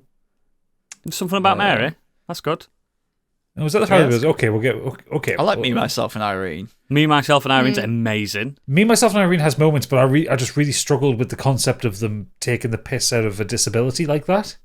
I know, but it was the 90s. I know it was the 90s. It might not have been, actually. it's- It might have been the early 2000s, that one. That film is effectively saved by how good Jim Carrey is in 2000 it. it was. Yeah. But Do you remember Stuck on You? Stuck on You, yeah, with Do you remember that? Greg Matt Kinnear. Damon and Greg Kinnear, like, conjoined twins stuck on each other. oh God, They were good! no, it can't be good at the conceptual level. They got cut in half and they hated it, didn't they? They wanted to be back together. Yeah, so they tape each other back together at the end to Tape each work, other back when, together. when they work, so they can work properly. And they can shag. Oh, God. Farrelly Brothers, what are they doing? But yeah, Ricky Sticky, get it watched. Candy, you'll love it. Oh. You'll love it. So sorry to go back to the point because it was pissing me off. I couldn't work out what it was. Spaceman, the Adam Sandler film, it rips off Andy Weir's Project Hail Mary. Oh, does it? Yeah, It's shite. It's not as That good as book his is good, basketball film. Is it? I'm sure. Andy Weir is good, though. He is good. But yeah, that's me. Candy, what you been up to? Well, actually, all of my time has been taken up with Final Fantasy VII. It's shite, mate. Don't bother. Yeah, nah, fuck it. Hate it. So I'll tell you what, I will tell you a story of something that's happened in real life Candyland this week, and I mentioned it to you in the Discord. However, I was tattooing this week. A man was getting a picture of an eyeball on the back of his hand. The eye was his wife's. 2 dates. Yes. He'd written down the dates. He'd sent them to me. Got the tattoo ready. Liked it. He checked the dates. Yes, very nice. Put them on. Tattooed them. Off he went. He was very happy. Came back an hour later. He was like, "Oh, you're not going to believe this." I'm like, "What?" He's like, "I got the date wrong." And he put a date in the future. I was like, "Do you know what? I didn't actually catch that either." But yeah, so that was bad. But that's actually like, if you ever ask a tattooist if they got a date wrong, they have, because that's not my first time that's happened. And this also wasn't my fault. So the first time was at a convention. So I was in front of all of my peers when this happened. And I tattooed a lady. She wanted a couple of dates. Same thing. Checked it. Hour later, she comes back crying. So not only do I have a woman that I've just tattooed crying in front of all my peers, I then have to cover up my own work. Oh, no. Not great. But yeah, no. I've got dates on me. I've got when you have dates to on cover me. up a I've never date, checked. how do you do it? Do you just then Turn it to a line. remove the Yeah. date effectively? I don't really know what I'm going to do. I'm just going to have a look at, see how it is when it's here. Because it's So like what is it, an eyeball? You can't cross out one number and put another next to it. So. Can you, if it's just, is it just like a single line, or is it elaborate, or It's a 4. It needs to be changed to a 3 Is it an could eyeball? you not tattoo So there's over an the 4 eyeball. with like, with dates Yeah. above. Can't you just make that as a line underneath the eyeball and put the date underneath the line? Or blood? Maybe. Yeah, maybe. We'll see. can you not, is it not possible to tattoo over that line with like a white, and then No. Because it Do you know will what I'd make it all do? go Because it's grey. me and I don't give a fuck about my body. I'd get you to put a big X through that date Yeah. and put it underneath. I'd Just be say, like, she got it wrong, she got it wrong. turn it into a banner, so I'm gonna have to black it all out and then write it up. Then. Yeah, We'll banner. renew his wedding vows next year. So I Why's he assume got he's an slightly in the eyeball there, doghouse though? with his wife then. Was it meant to be 2015? It was meant to be 2023, Oh, 2023. and it's sorry. 2024, which was kind of like 6th of 6th, 2024. So I didn't pick it up either. Yeah, but maybe you thought that's when he's getting married. You I could've didn't just said think that. anything. I just saw the numbers and The did question what he is, asked why me did to you do. get gave an you the wrong eyeball number. there? What's the eyeball got to do with his marriage? Well, the eyeball, it was his wife's eyeball. Eyeball, but he took it Yeah. off. Also, don't do that. No. Yeah, Don't don't- tattoo anything no. to do with your other half, or like your Oodles has got a king on it, like symbol. King of and Hearts. she's got a queen, doesn't she? That's Yeah. kind of fine. It's But fine. like, it's Pip's- not her name. It's not her like date Yeah. of birth or The cake or could her be me. eyeball. I love like- me. Yeah, like Pip's- Kenny. Yeah, Yeah. Yeah, it could just be me. Pip's got one of her nicknames for me on There's her. Michael on a ass. No. But in a way that like if we would ever split up, she can go like that doesn't mean anything like that. Yeah. Yeah. Gadgepoo. No. Gadget's got Pip on his tit. I literally just have the Dark Souls tattoo that Candy He has gave his me. nipple like a line down from his nipple. So it turns it into a P. Honestly, you know, Oh, that's Pip would giving me lose her an idea to do it to mine. Pip would, I might Pip get would Pip lose her tattooed on shit me. if I did that. She would fucking love that so much. So it will never It's a happen. good job she doesn't listen to this podcast. It Because then is she'd really, be like, yeah. Michael! We're going to see Candy! Yeah, it's exactly what she sounds like, incidentally. It is. But a bit more aggressive. Uncanny, that impression of Pip that you've got there.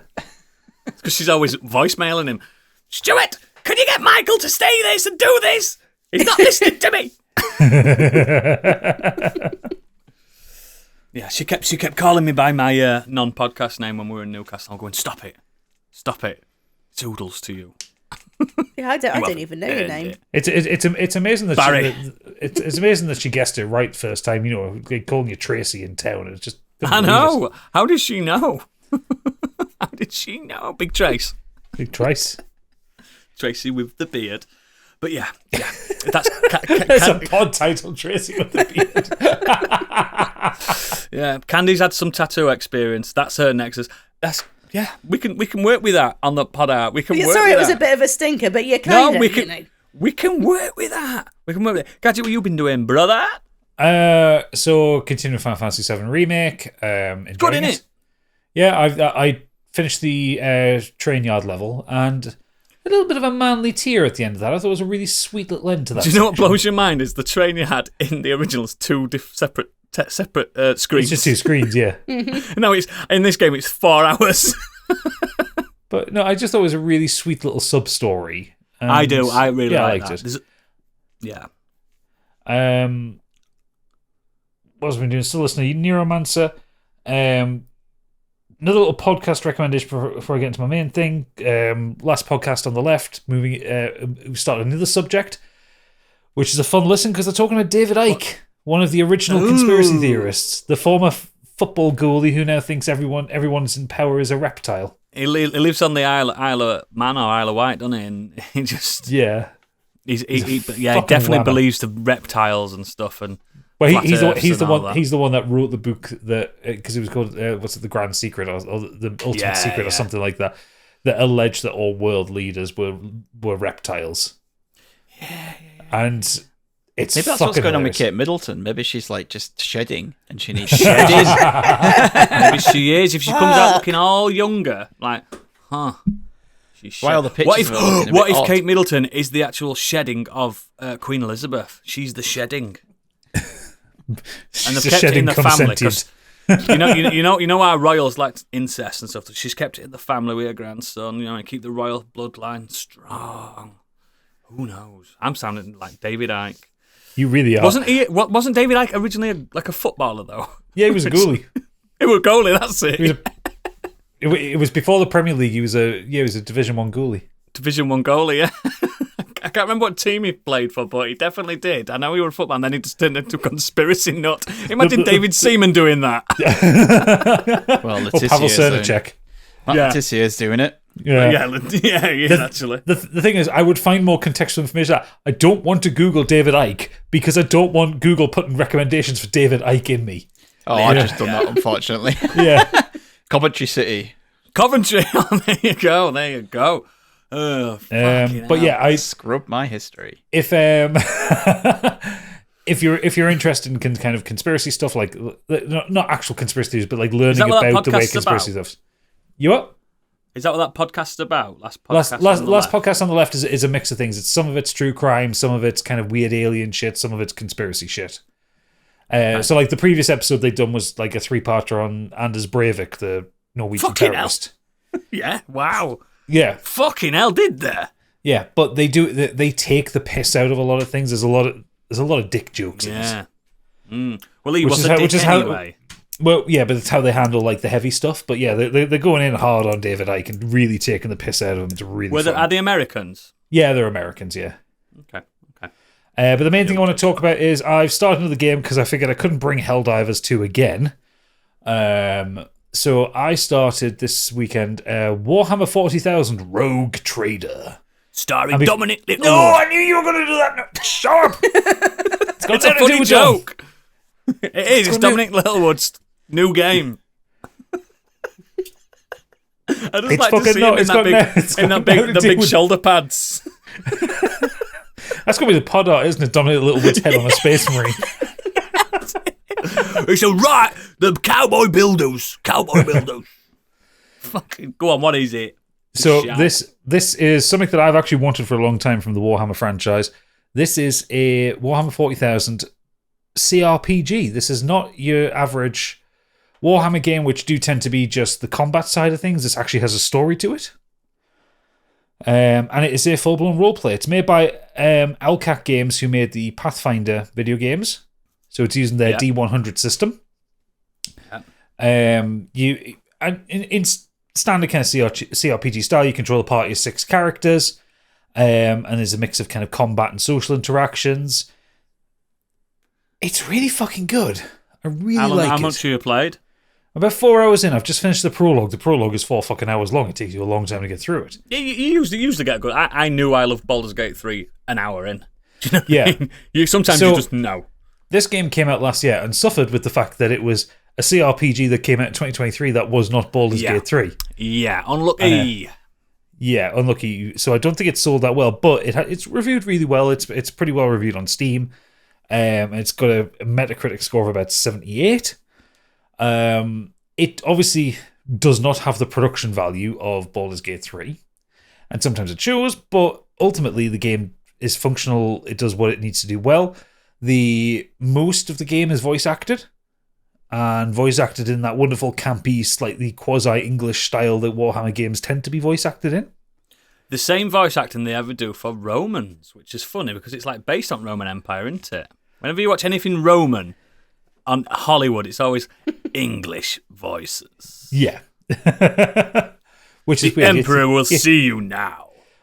Yeah, I suppose because in Hollywood you can't really go, "It's me, the Emperor."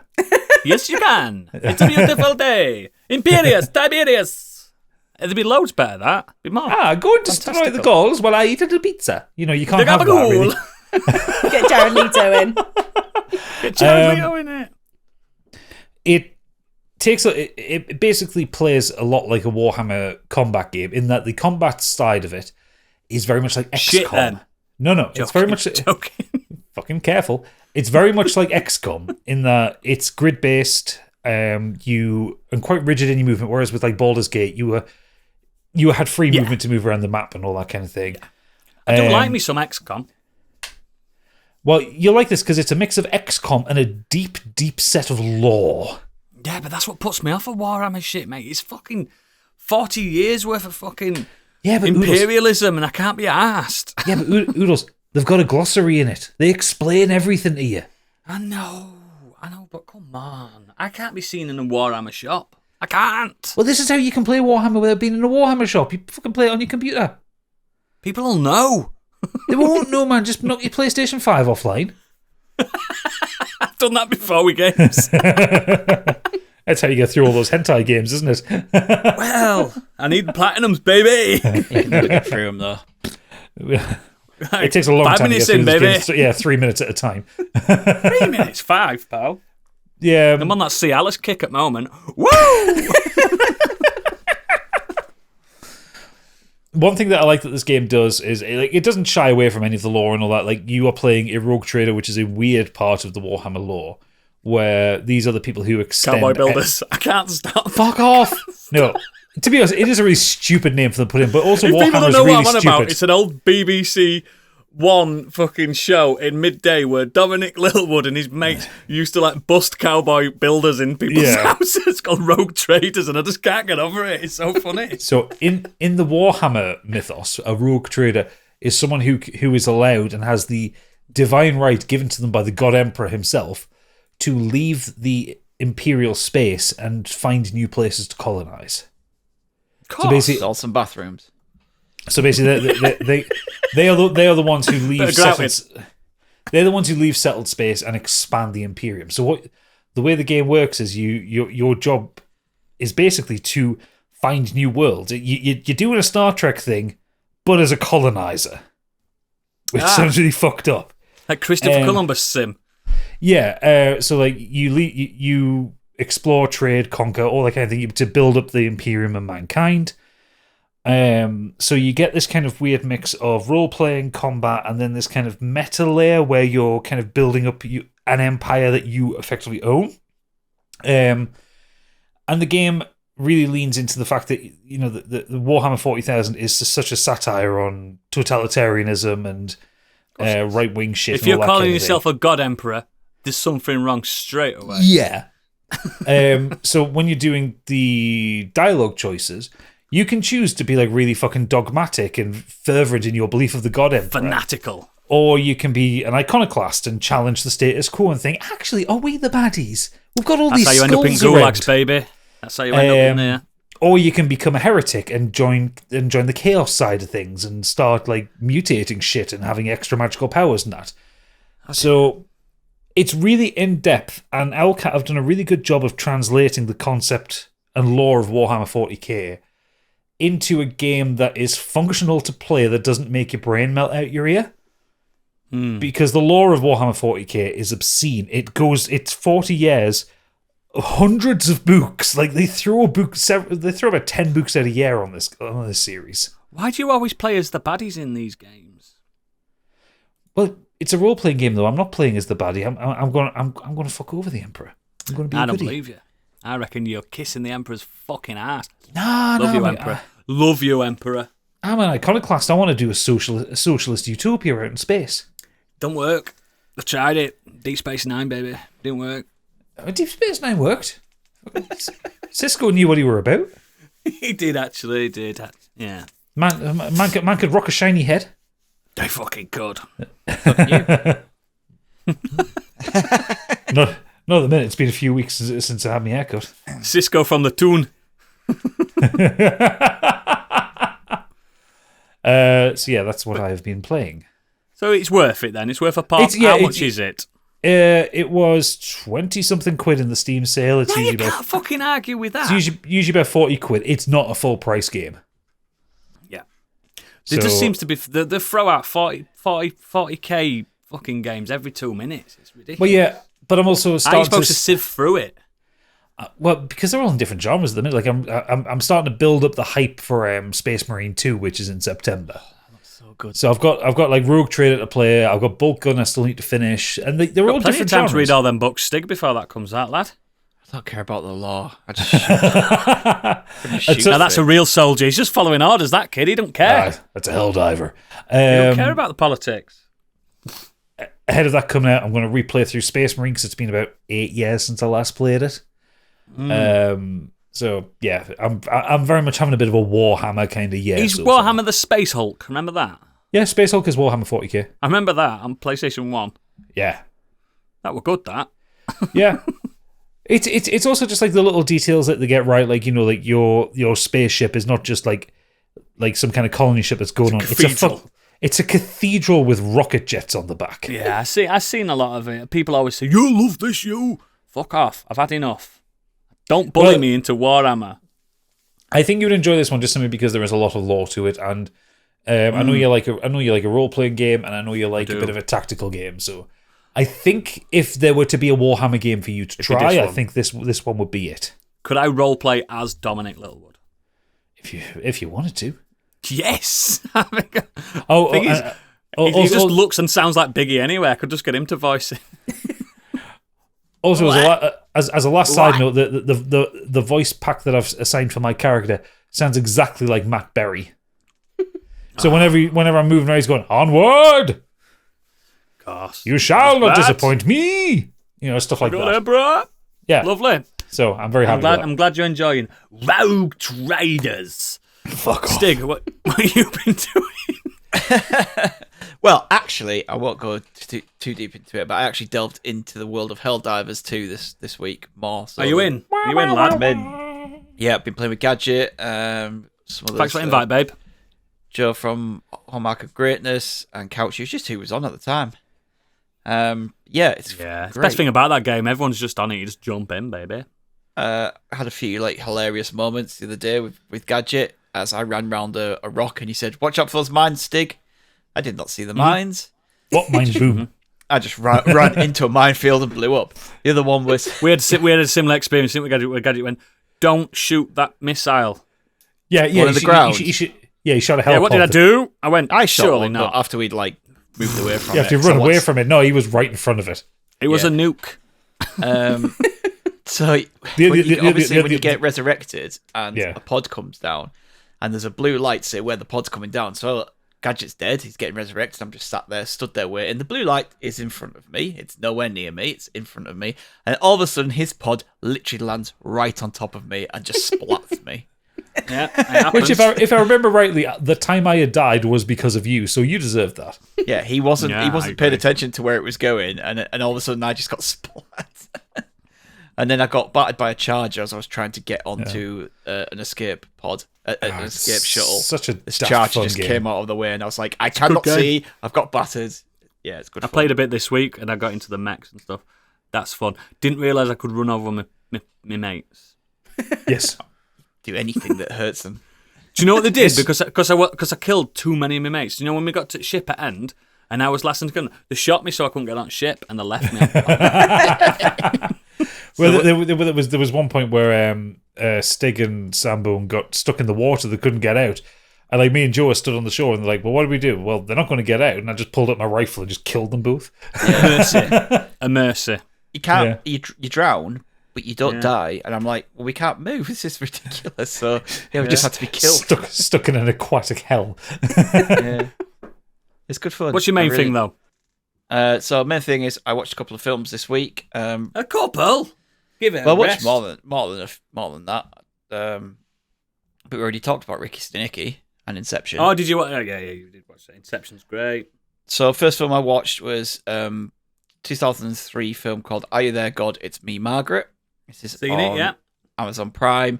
It's about a young 11-year-old girl who is moved away from where she's living from the city into some suburbs. It's all about her navigating new friends, feelings, the beginning of adolescence, and her trying to discover kind of what religion she is. Does she want to be religious? Does she even care? Yeah. Because her mother's side is Catholic, her father's side is Jewish. Stars Rachel McAdams, Kathy Bates, Benny Safdie. I remember liking it. I really liked it. It's really funny. It's a great coming of age film. Yeah. I think this would really resonate with with girls and women more than anything. Like, Yeah. I'm kind of tempted to watch it again with Amelia because I think she'll like get a good kick out of it, especially with like the kind of you know what it's like for 11-year-olds. It's the same for boys as it was for girls in kind of going to these parties and they're playing spin the bottle and being awkward around each other. She's taking her mum to the shop because she needs. One of her friends has developed boobs, so obviously the whole friendship group are now like, oh, we all need to get bras now. Yeah. They're all worried about who's going to come on first and who's and all this, and it's just a really kind of good coming of age, like heartwarming film. It's very funny, and then obviously she's got all that the worries about her religious worries in there, and worrying about whether she should be Jewish or not, or Catholic, or she should be either. And every now and again, it has a little inner monologue where she says, like, "Are you there, God? It's me, Margaret." And then she'll kind of talk to God about her worries, and she's kind of tried to figure out who she is. And it's just a really good film. Like, everyone's really great in it. I'm very enjoyable. That's on Amazon Prime. And then the other film I watched is a 2022 film called A Man Called Otto, starring Tom Hanks. Is this the robot one? No. Oh. No. He did a robot one, didn't he? Yeah, nothing to do with robots. This is a story of Otto Anderson, a grumpy widower who is very set in his ways. When a young, lively family moved next door, he meets his match in this quirky, witted and very pregnant Marisol, leading to an unlikely friendship that will turn his world upside down. So yeah, this is Otto. He kind of lives in this little gated community, which these real estate people are trying to buy out and like demolish so they can build condos. He is kind of recently widowed, and he's just a grumpy man. Like, he gets people piss him off. When everyone leaves the gate up, and he's always like, "Fuck's sake, he's closing the gate." That was like Mr. Bagley on my old street. He was a right twat. Yeah, he's going around the community, separating all the bloody the people are putting recycling in the wrong bins, and he's there. He does his rounds, he's recycling it. Bagley. He's retired now, and he's just got all the other people on the street that kind of like get in his way, but he's actually got a heart of gold underneath it all. Like, there is a kind of mentally challenged neighbour who he never ever once gets angry with, despite the way they are with him. He's very kind to him. There's a story to do with trans girls, well, trans boys, sorry, should I say, in it, and he's very accepting of all that, and he's obviously quite accepting with this new. He's family. not a gammon.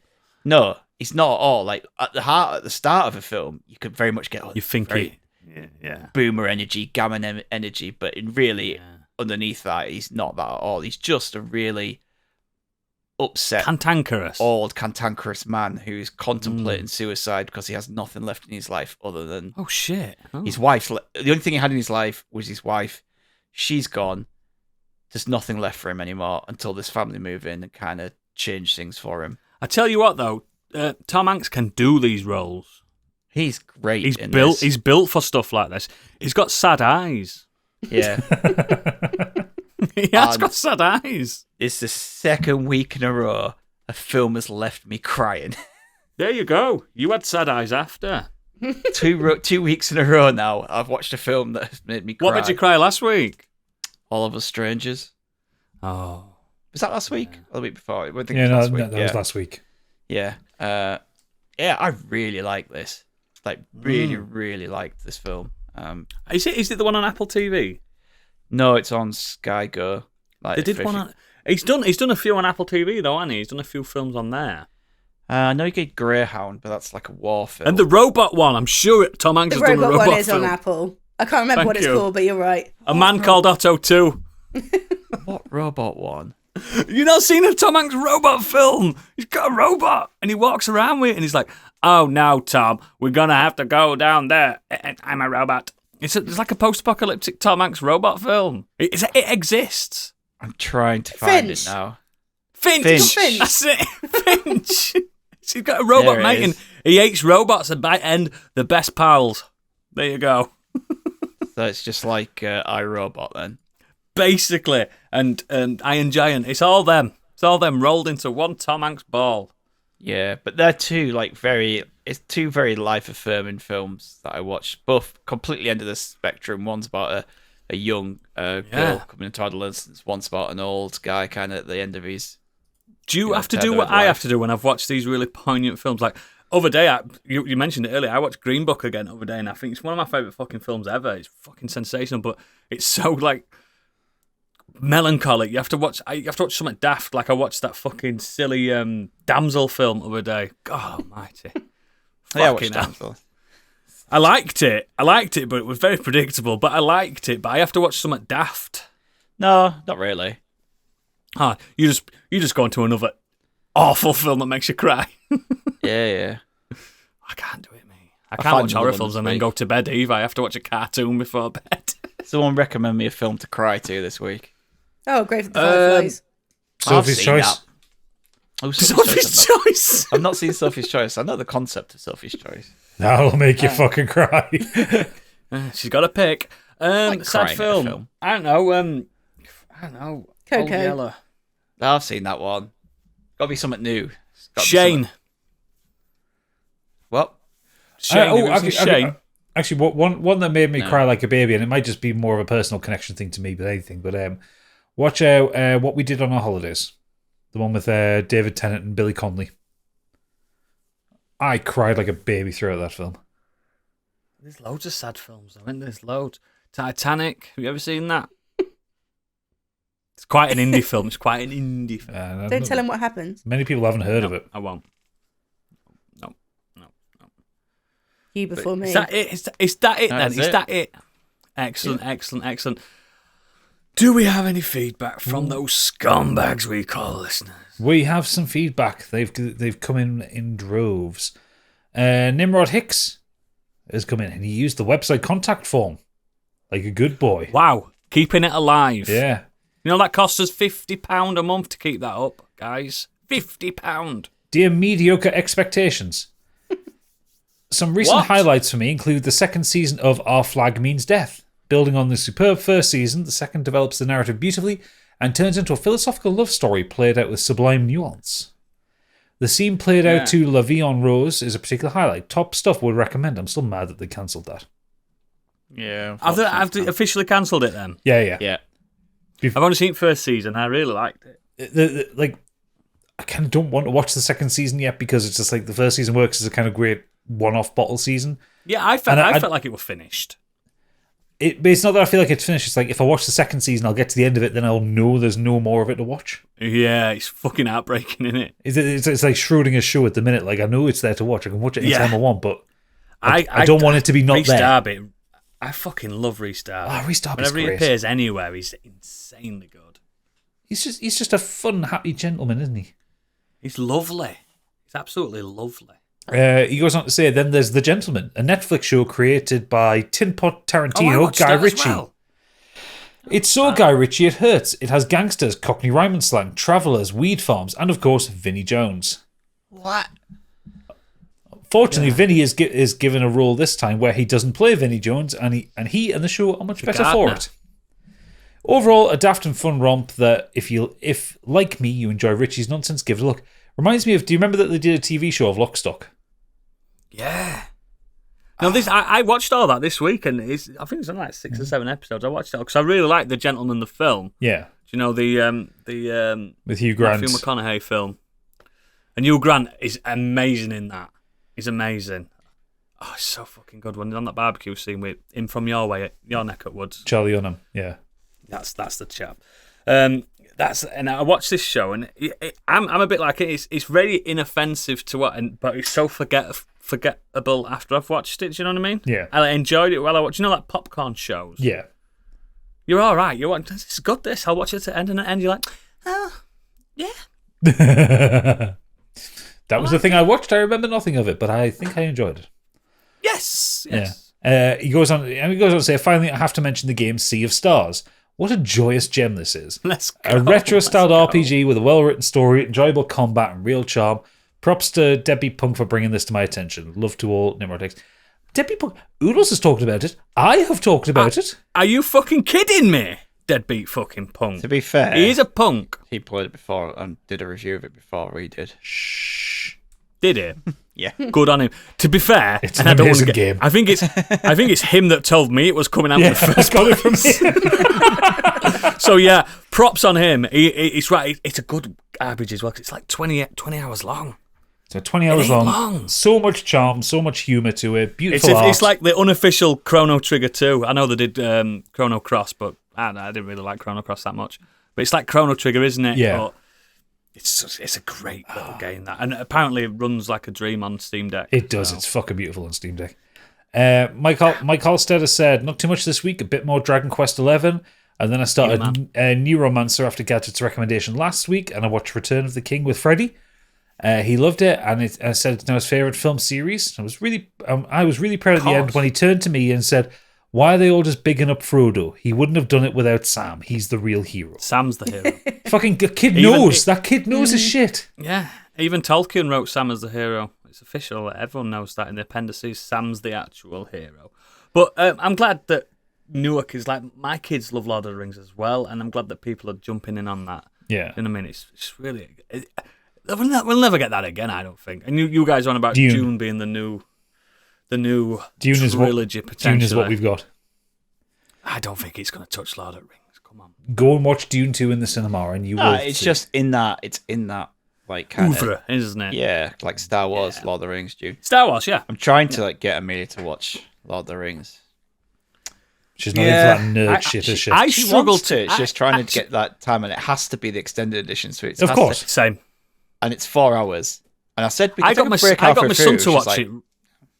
I got my son to watch it really easy, but my daughter, I had to struggle. I had to sit her down. The thing is, Watch this. the extended editions, they're all set out at the disc changes just to stop. Like, you know, Fellowship. That's what we did. Yeah. We watched them every other day. Yeah, Fellowship, when the Fellowship are created and they leave Rivendell, that's the end of the Stops first after disc. Rivendell, yeah. Good place to stop for the evening.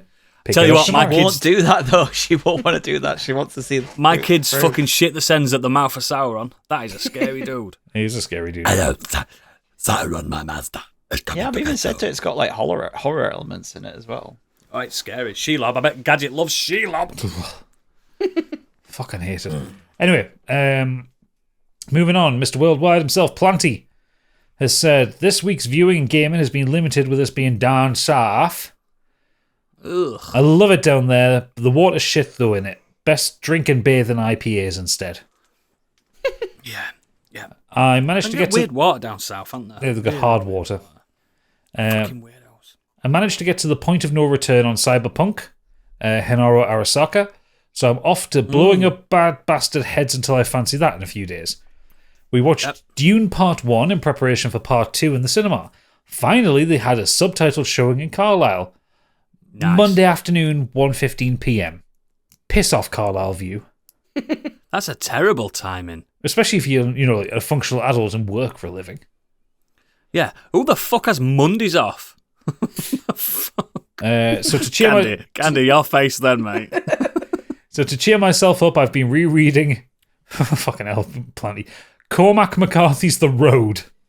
Not one to be outdone by one Kieran Corrigan in the Grim Reed stakes. This is the story of a man and his annoying shit child walking through a post-apocalyptic America. It's like the northwest of England in that it's cold, dark, and full of people wanting to rob and kill them at every turn.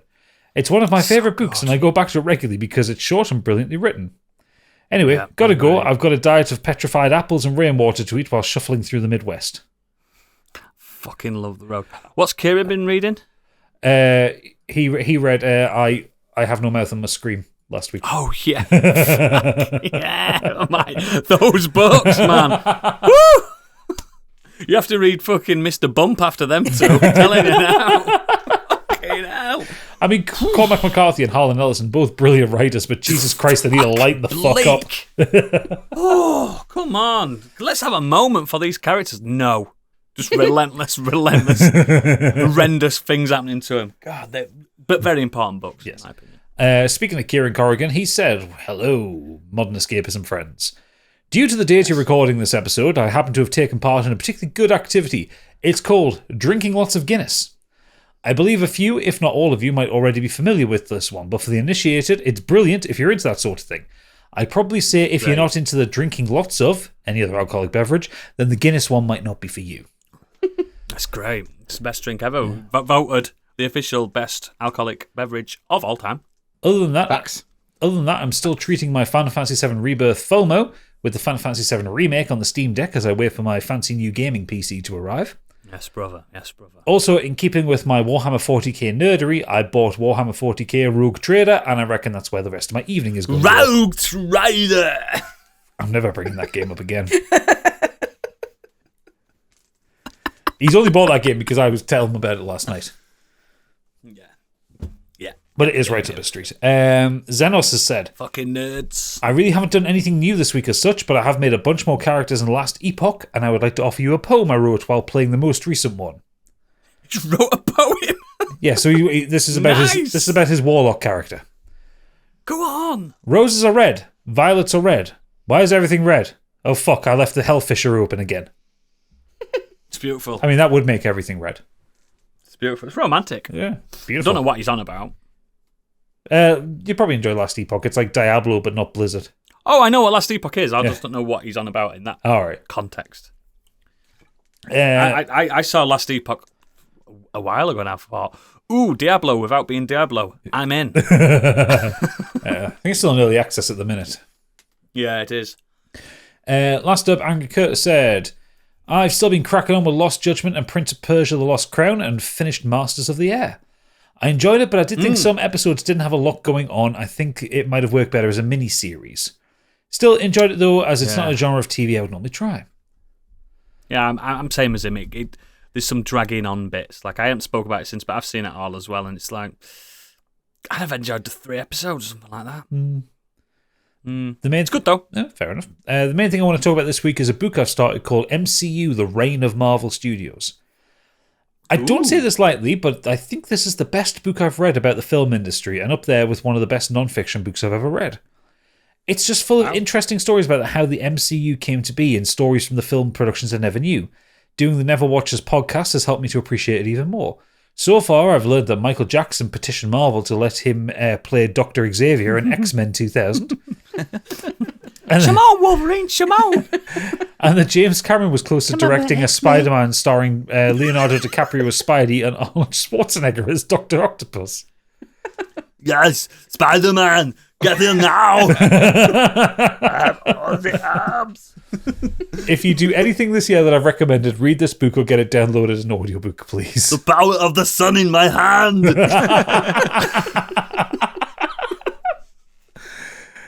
Fucking the idea of Michael Jackson wanting to be Xavier is just wild. Yeah, oh, it's so fun.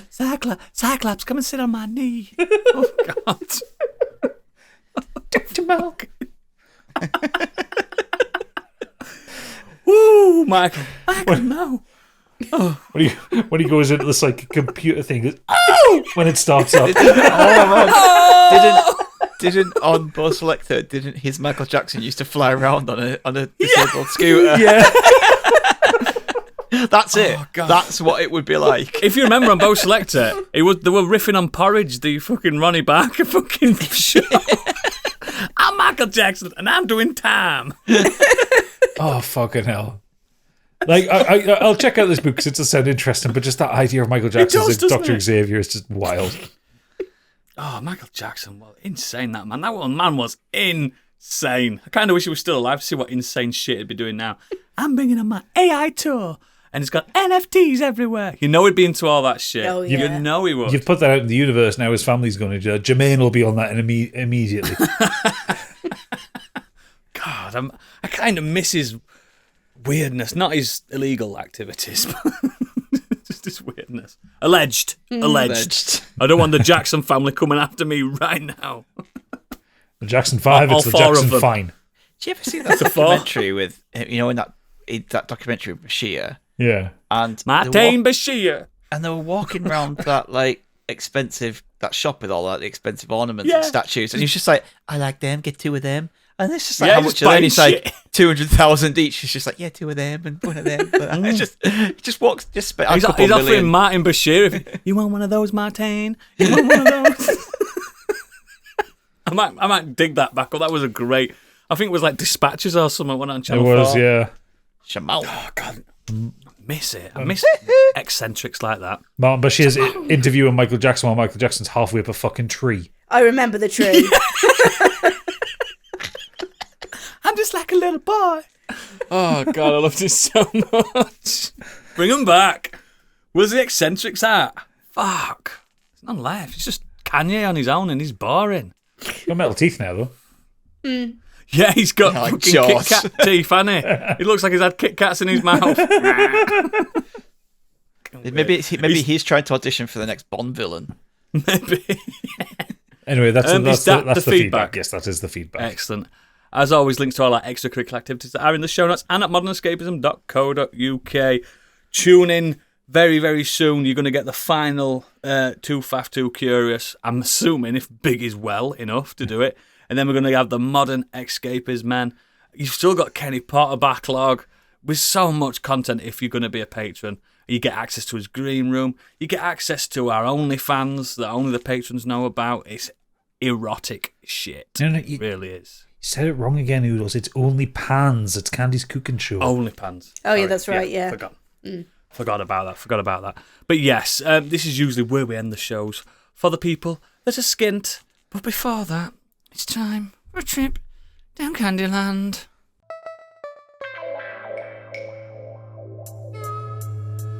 And now, what's up in Candyland?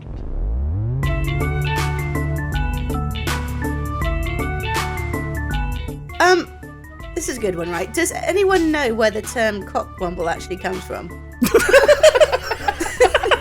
No, but I can Google it and find out. Because I did some... Well, you don't need to now, because I did some research. It's Candy's etymology class. It's actually quite fascinating. I've had to take notes because I'm not... Is it anything to do with Wimbledon Common? No, it's not. No. It's... So what happened was back in the 17th century in northeast England, Old? Yeah, it was the village of Wombleton. It was sort of like a farming village, and there were these 2 noble households that ran it. One was family Cock, and then the family Womble, for which the village was named. Oh, look, it's Dicky Cock. Also, technically speaking, Wombleton is in North Yorkshire, not the North North East. Yorkshire. Sorry, that's How my. fucking dare you? Sorry. It's by Stig's Manor. It's where his servants live. That my Stig does mistake. not live in the northeast. So yeah, He lives in the north. Very close. The family I know. Womble, which the village was named. I think this is actually where the the children's TV show got its name too, but you would have to look that up because I'm not actually 100%. But even though on that was based in London. Well, it might just be where the name came from. So, in a bid to join the houses in a way for the Cocks to continue to collect taxes from townsfolk, the lady Fiona Cock, the maiden Cock, the daughter, was promised to the Womble's oldest son Nigel, and the couple wed, and the couple wed, and they became Fiona and Nigel Cockwomble. It's actually very close to me, this Wombleton. So Maybe you're related to the Cockwombles. Stigveard Cockwomble.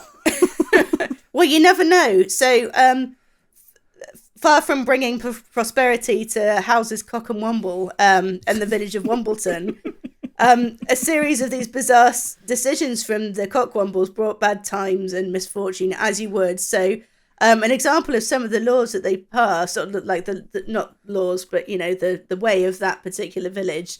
All horses were to wear trainers. I agree. Carrots were to be used as weapons, not food.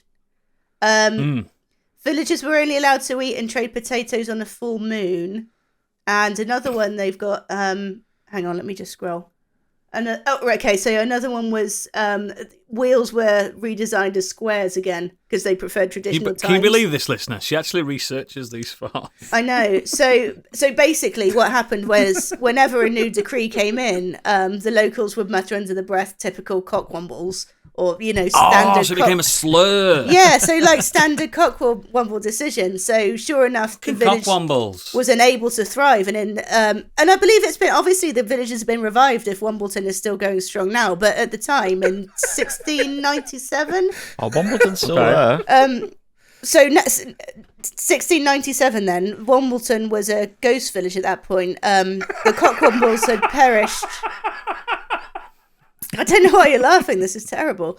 The Cockwombles had perished under one of their own decrees that said that after the age of 35, all activities were to take place standing on your head. So, what the fuck? yeah, I know. So after Were several... they an opium?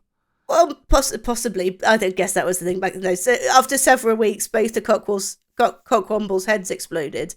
But ex-villagers who moved on could still be heard to use the phrase, don't be a fucking Cockwomble if someone suggested something ridiculous. So now you know, like, if you ever call someone a Cockwomble... Do you know what I'm looking forward to? The next Robert Eggers film, Cockwomble?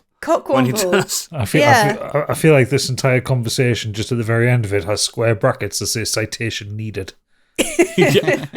Yeah, in bold. Do you know what you can get in Wombleton right now? A mobile earwax removal company can come and remove your earwax. Oh. I just use I'm glad cotton House buds. Cockwomble is still going.